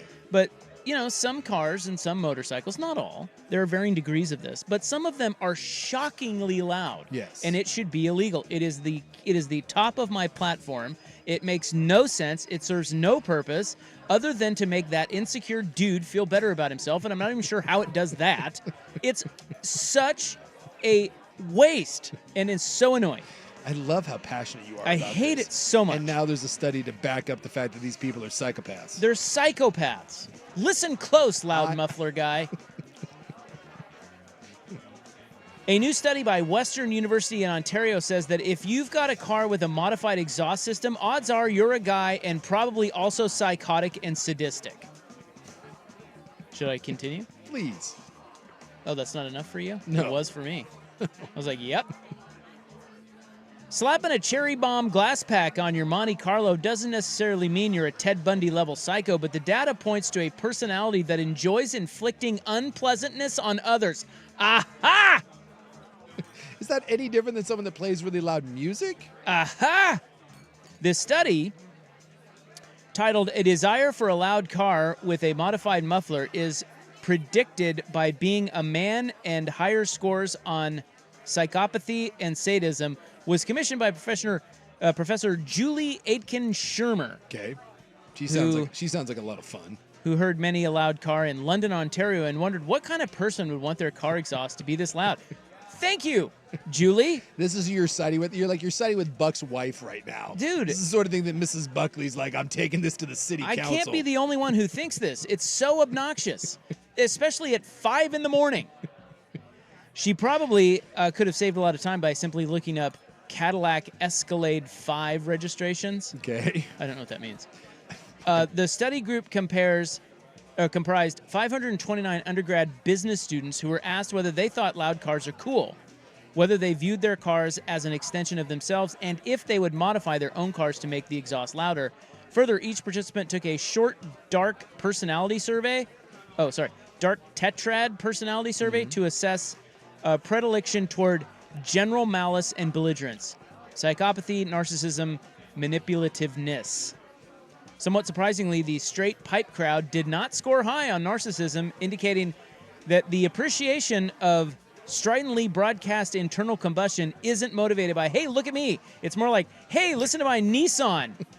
Whether you like it or not, bitch. Thank God. This is great. Finally, Rob's getting the pushback that he's been yearning for. We're finally getting some actual evidence that these people are insane and should be stopped. If you're wondering what sort of other affinities might be predicated by high scores in sadism and psychopathy, the study says that those sorts of traits have also shown up in responses asking if the participant had intentionally started an illegal fire. Oh. Now they're putting everyone at jeopardy. Everybody. Fires? Illegal fire guy is loud muffler guy. Unbelievable. And yet, totally believable. There is...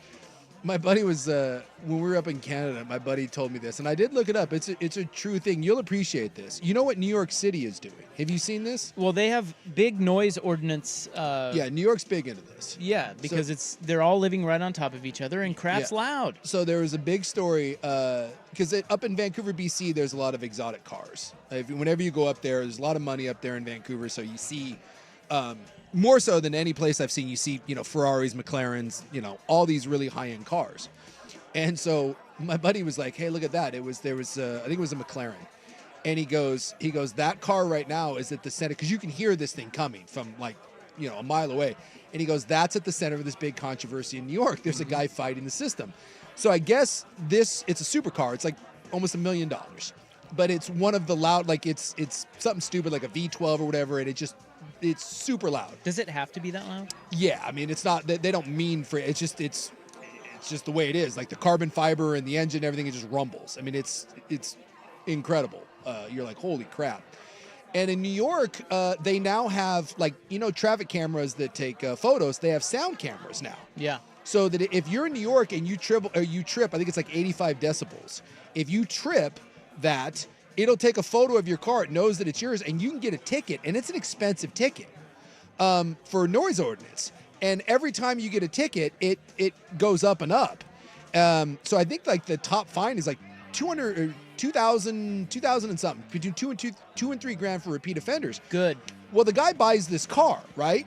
Rich guy in New York, and he keeps tripping the camera. Fine his ass. And so they keep giving him these tickets, and he's now suing, saying that it is he is not making the car this loud. This is a production car. Mm-hmm. Therefore, he is not subject to it, because the whole point is for people trying to make their car louder. Fair point. And so he is locked in this bitter dispute that may go all the way to the Supreme Court. I don't know if it'll ever get to the Supreme Court, but it might get to the New York Supreme Court, because he's refusing to pay the fines.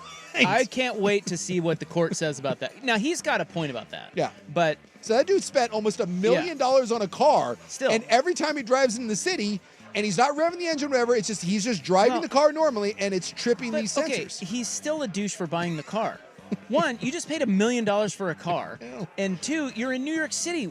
You're stopped in traffic. That car's doing nothing cool but annoying everyone.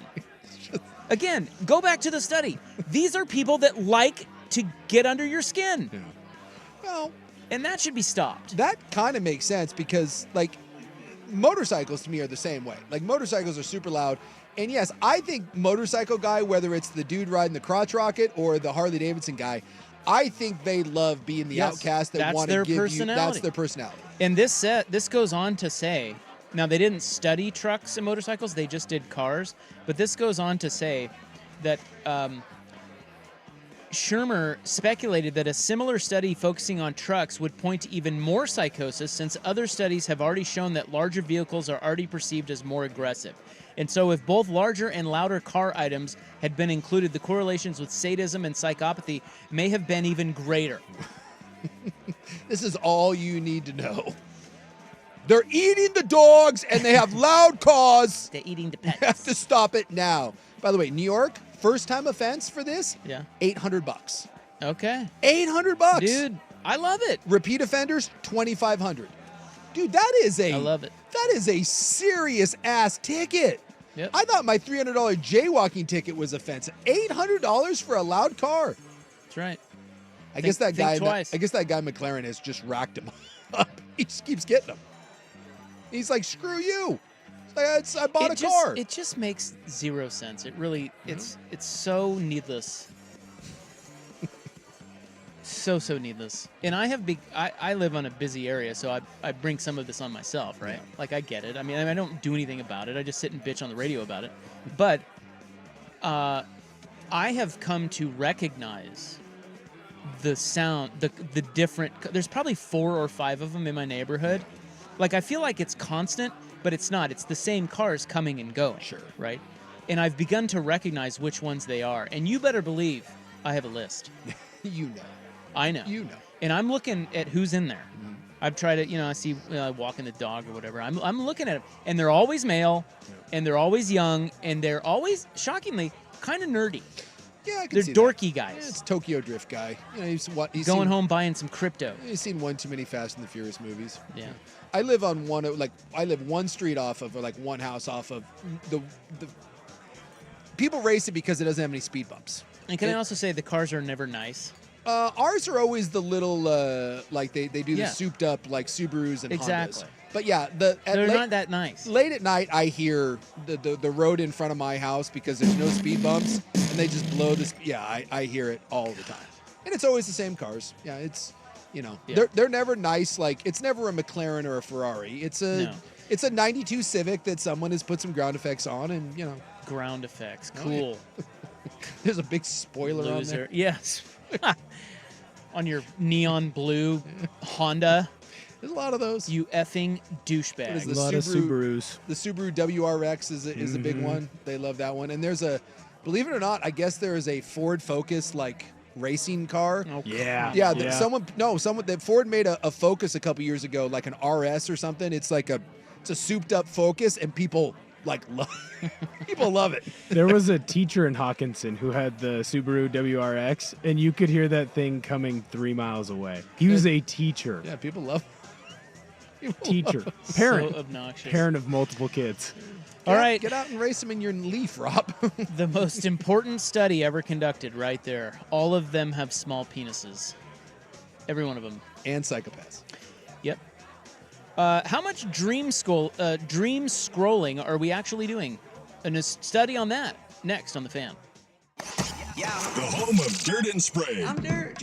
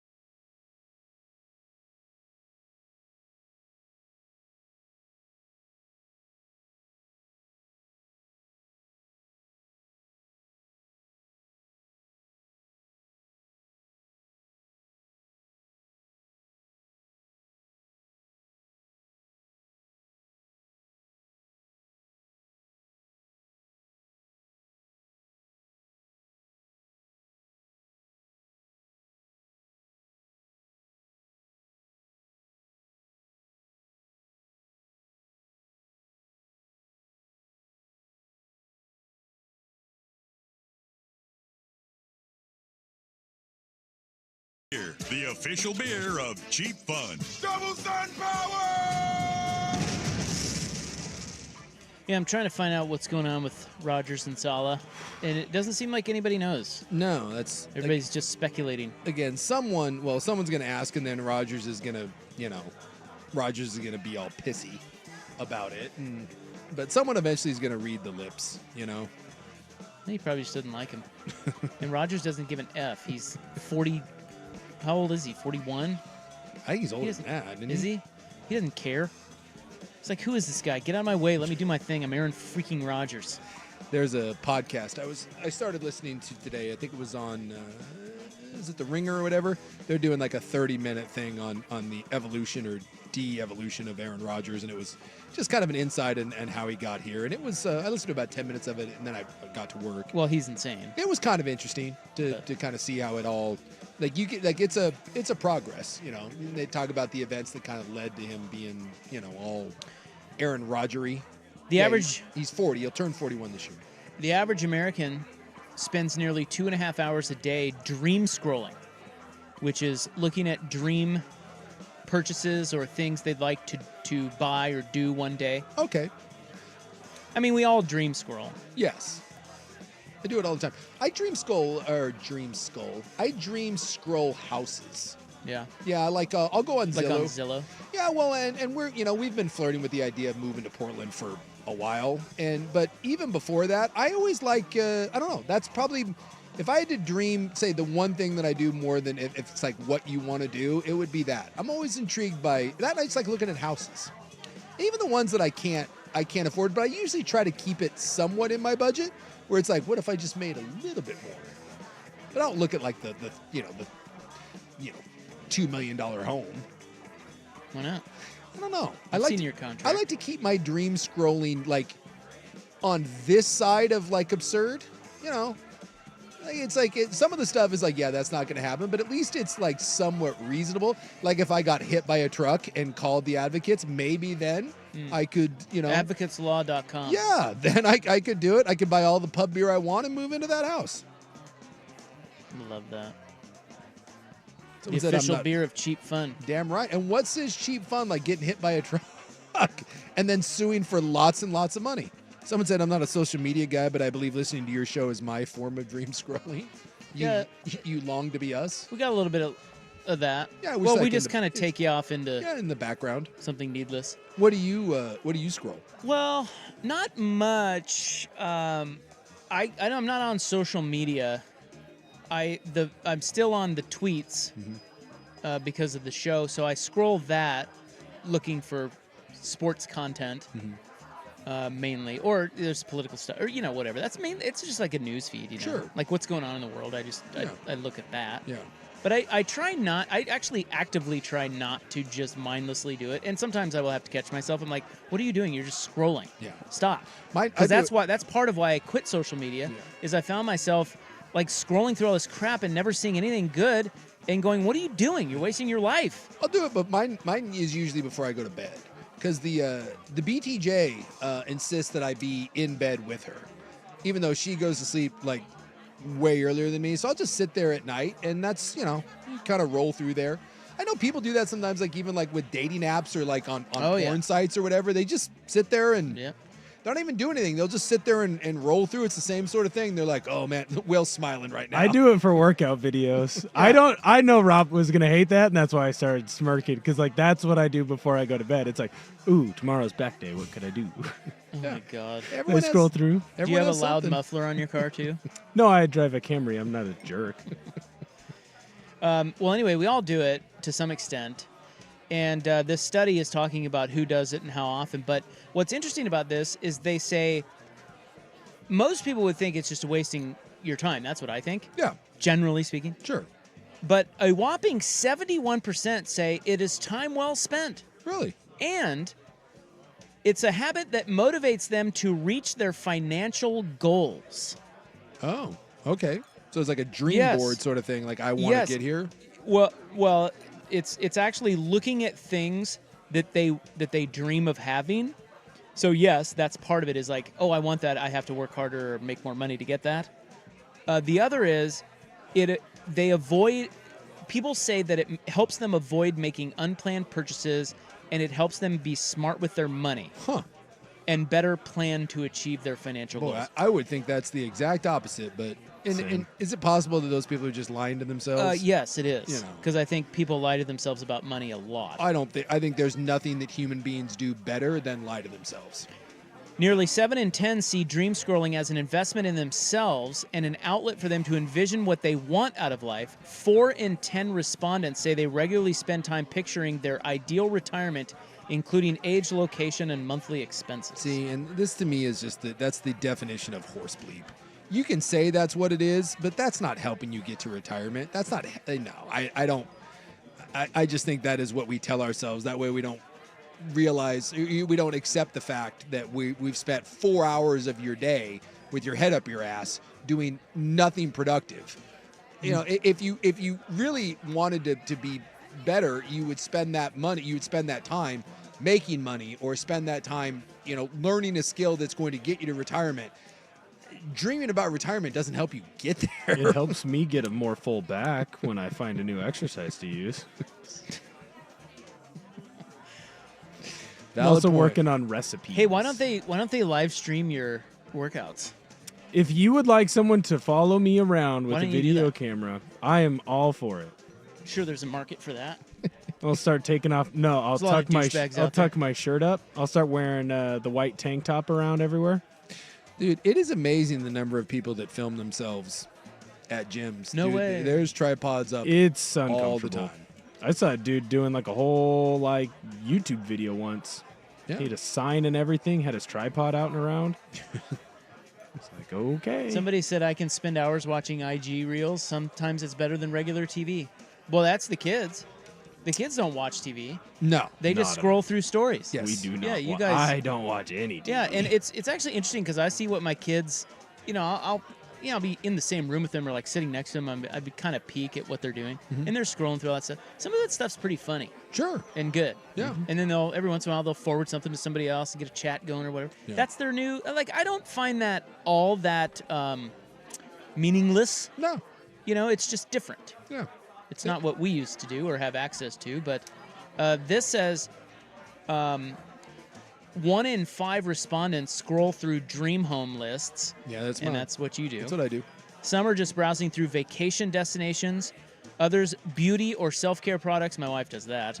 And items for their pets. Many others spend time looking at clothing, shoes, accessories, gadgets, and technology. Yeah. And can we just be honest in there? Like for every guy, it's half of that is just hots.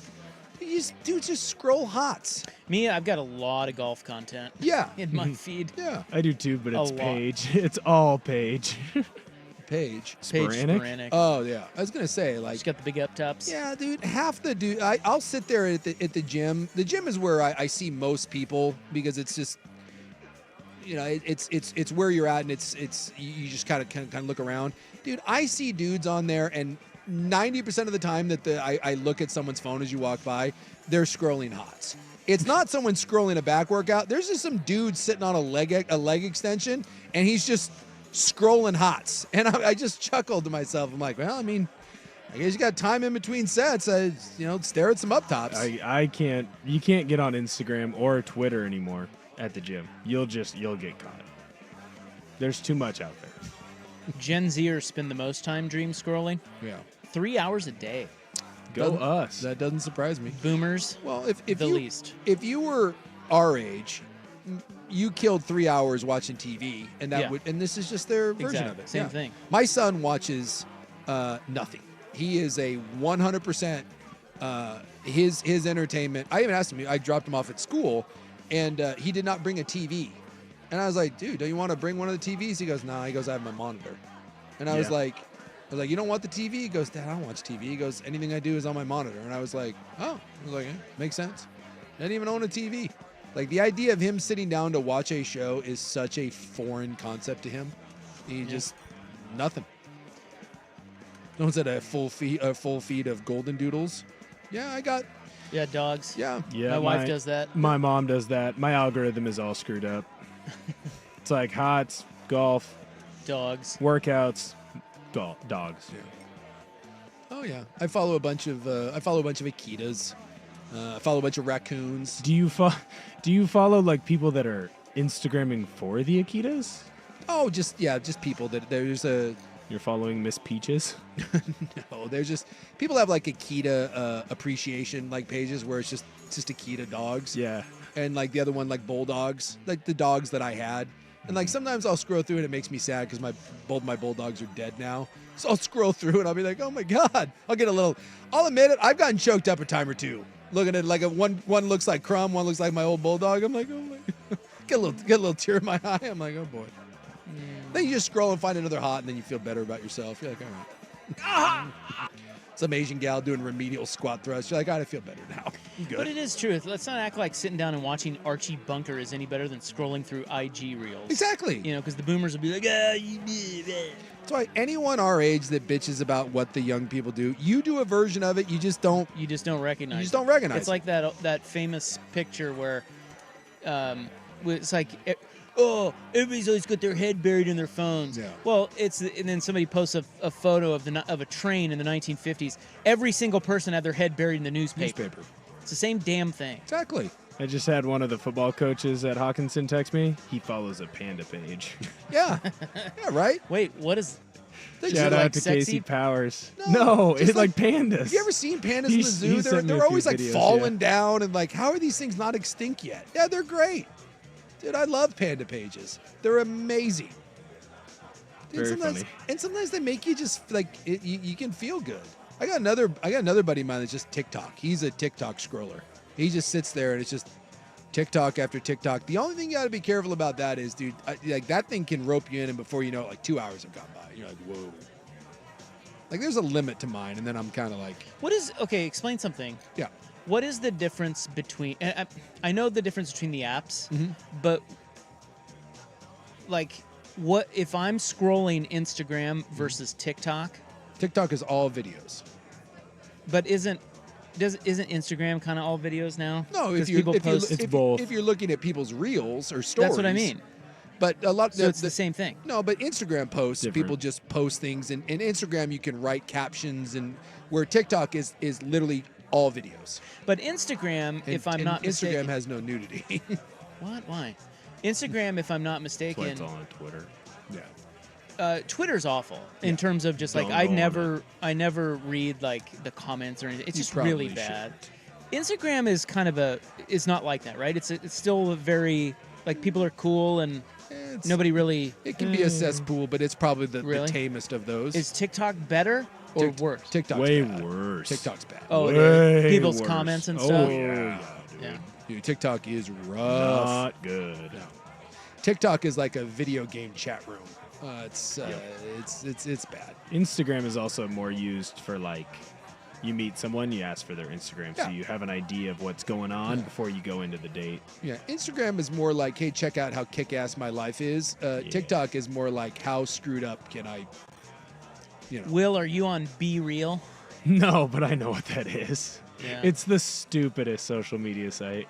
Yeah, well, we do it. Well, I don't. You're on Be Real, but No. you're not on Twitter? No, I'm not on it. Okay. But my wife and my future daughter-in-law do it from time to time.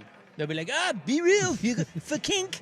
Well, yeah, because it tells you when to post. Yeah, it basically sends you a message that says you have to post what you're doing right now. The idea being, you're gonna sanitize this and make your life look all that great. Yep. Well, no, Be Real is like take a picture of what you're doing right now and who you're with right now. That's it. And then that's it. Yeah. And everybody does that, and then you look at them and then you're like, oh, she's cheating on me. Wait, who's that guy? I gotta post it. It's on Be Real. I don't have a choice. Is that Shaq?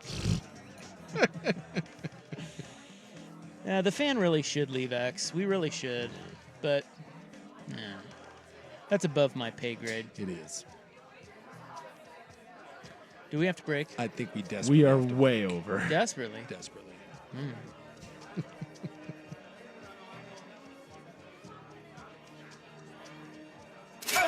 Now, from the Fan Sports Desk.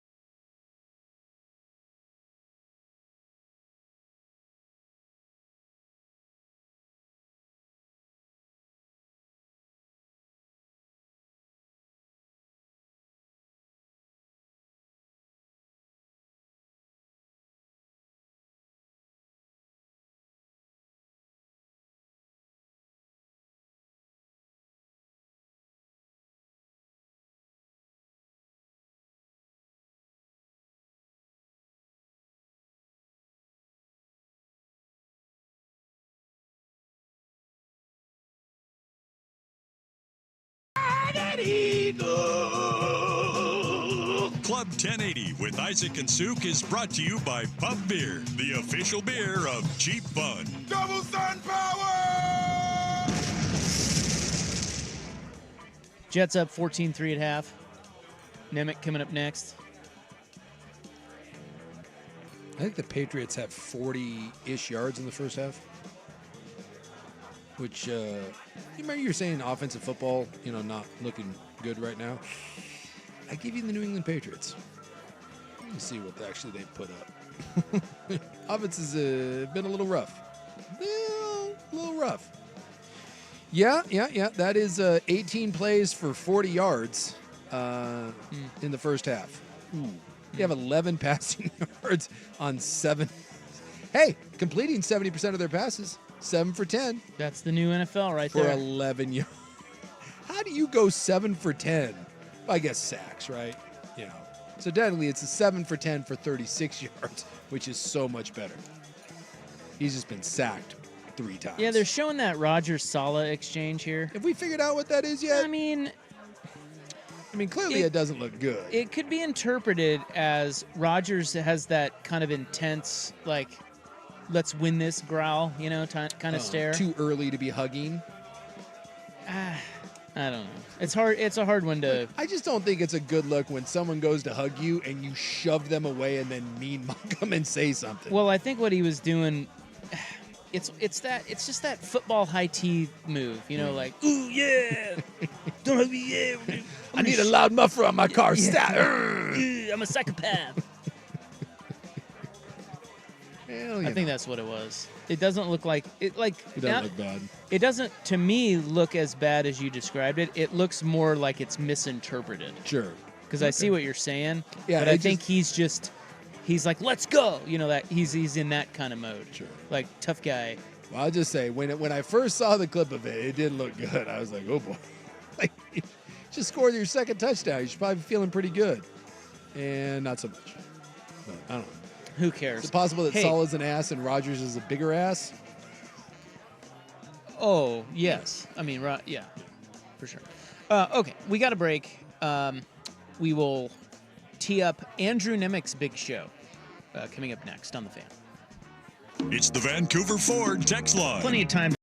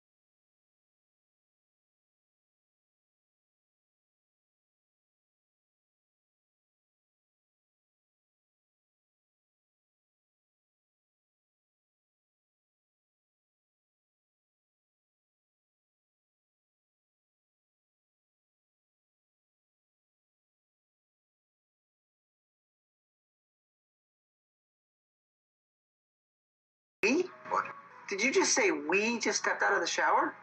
I said he. Right, okay. Club 1080 with Isaac and Souk is brought to you by Pub Beer, the official beer of Cheap Fun. Double sun power! All right, well, I don't have anything else. What do you want from us? What do you want from us? Got Andrew Nemec coming up next. We should just bring in Nemec and he can tease. Did he cut his hair? Did you cut your hair? Cut your Jesus hair? Hair is cut. Yeah. Looks nice. Cut his hair. He was on the phone to some high school kid, so, you know. Yeah, no way. Coming up That's next what he does. on Recruiting with Andrew Nemec, some high school kid. Probably some big deal high school kid that probably makes more money than you and me now. Are you ever a big deal in high school? I mean, I know you think you are. No, there's big deals in high school. Are there? Yeah, absolutely.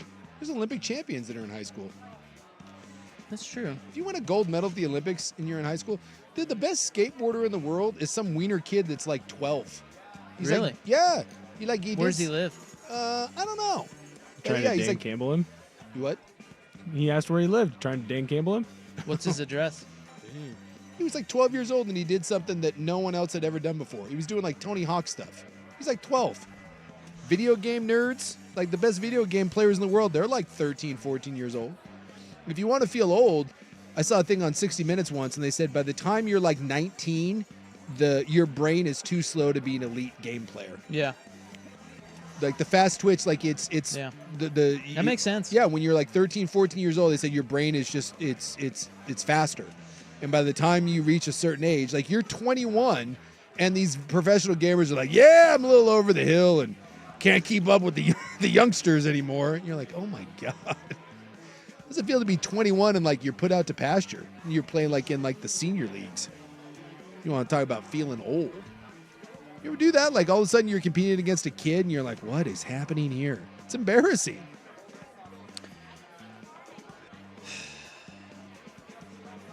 You all right over there? No. No? Are you depressed because you're old? Kind of. You're going to go home and turn on the Golf Channel and put on some... Like, do you put on Dark Socks just to watch the Golf Channel? Like maybe throw on some like No, I Birkenstocks? have these really nice,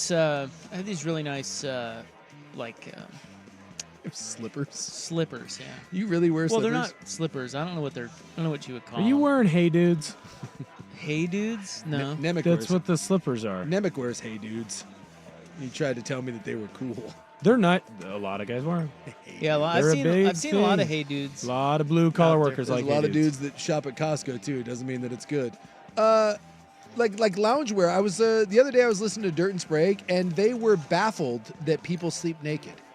Really? Yeah, Dirt has sleep shorts.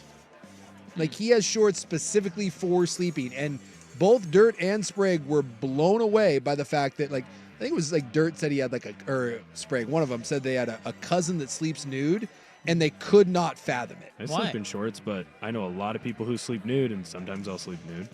I refuse to wear anything to bed. Like, why would you? I will never. I was the exact opposite. I was like, why would you put on clothes to go to bed? You're literally going to bed. It's gym shorts. It's comfortable. You know what's comfortable? Not wearing shorts. Like, I will never understand. What if you have a sneak attack fart? Then it ruins everything. What? Are you crapping the bed? I'm not. I have shorts. Boy, I'll tell you what, that's not a problem in my life. Not yet. Have you sharded the bed before? Because that's a new one for me. That's an irrational fear that Sorry, I think Nemec. that naked people should have. Nemec's looking at me, just shaking his head like, thanks for the lead-in. Do you sleep nude? No. No. I have shorts. you have specific sleep shorts. No, they're just comfortable. Oh. Shorts. See, that's the thing is everyone's like, oh, they're really comfortable. And I'm like, but it's still wearing clothes. The most comfortable thing you can do is not wear clothes. Well, not to everyone, Jason. But it's literally the comfort is so you're not wearing something that's uncomfortable. But if you don't wear clothes, how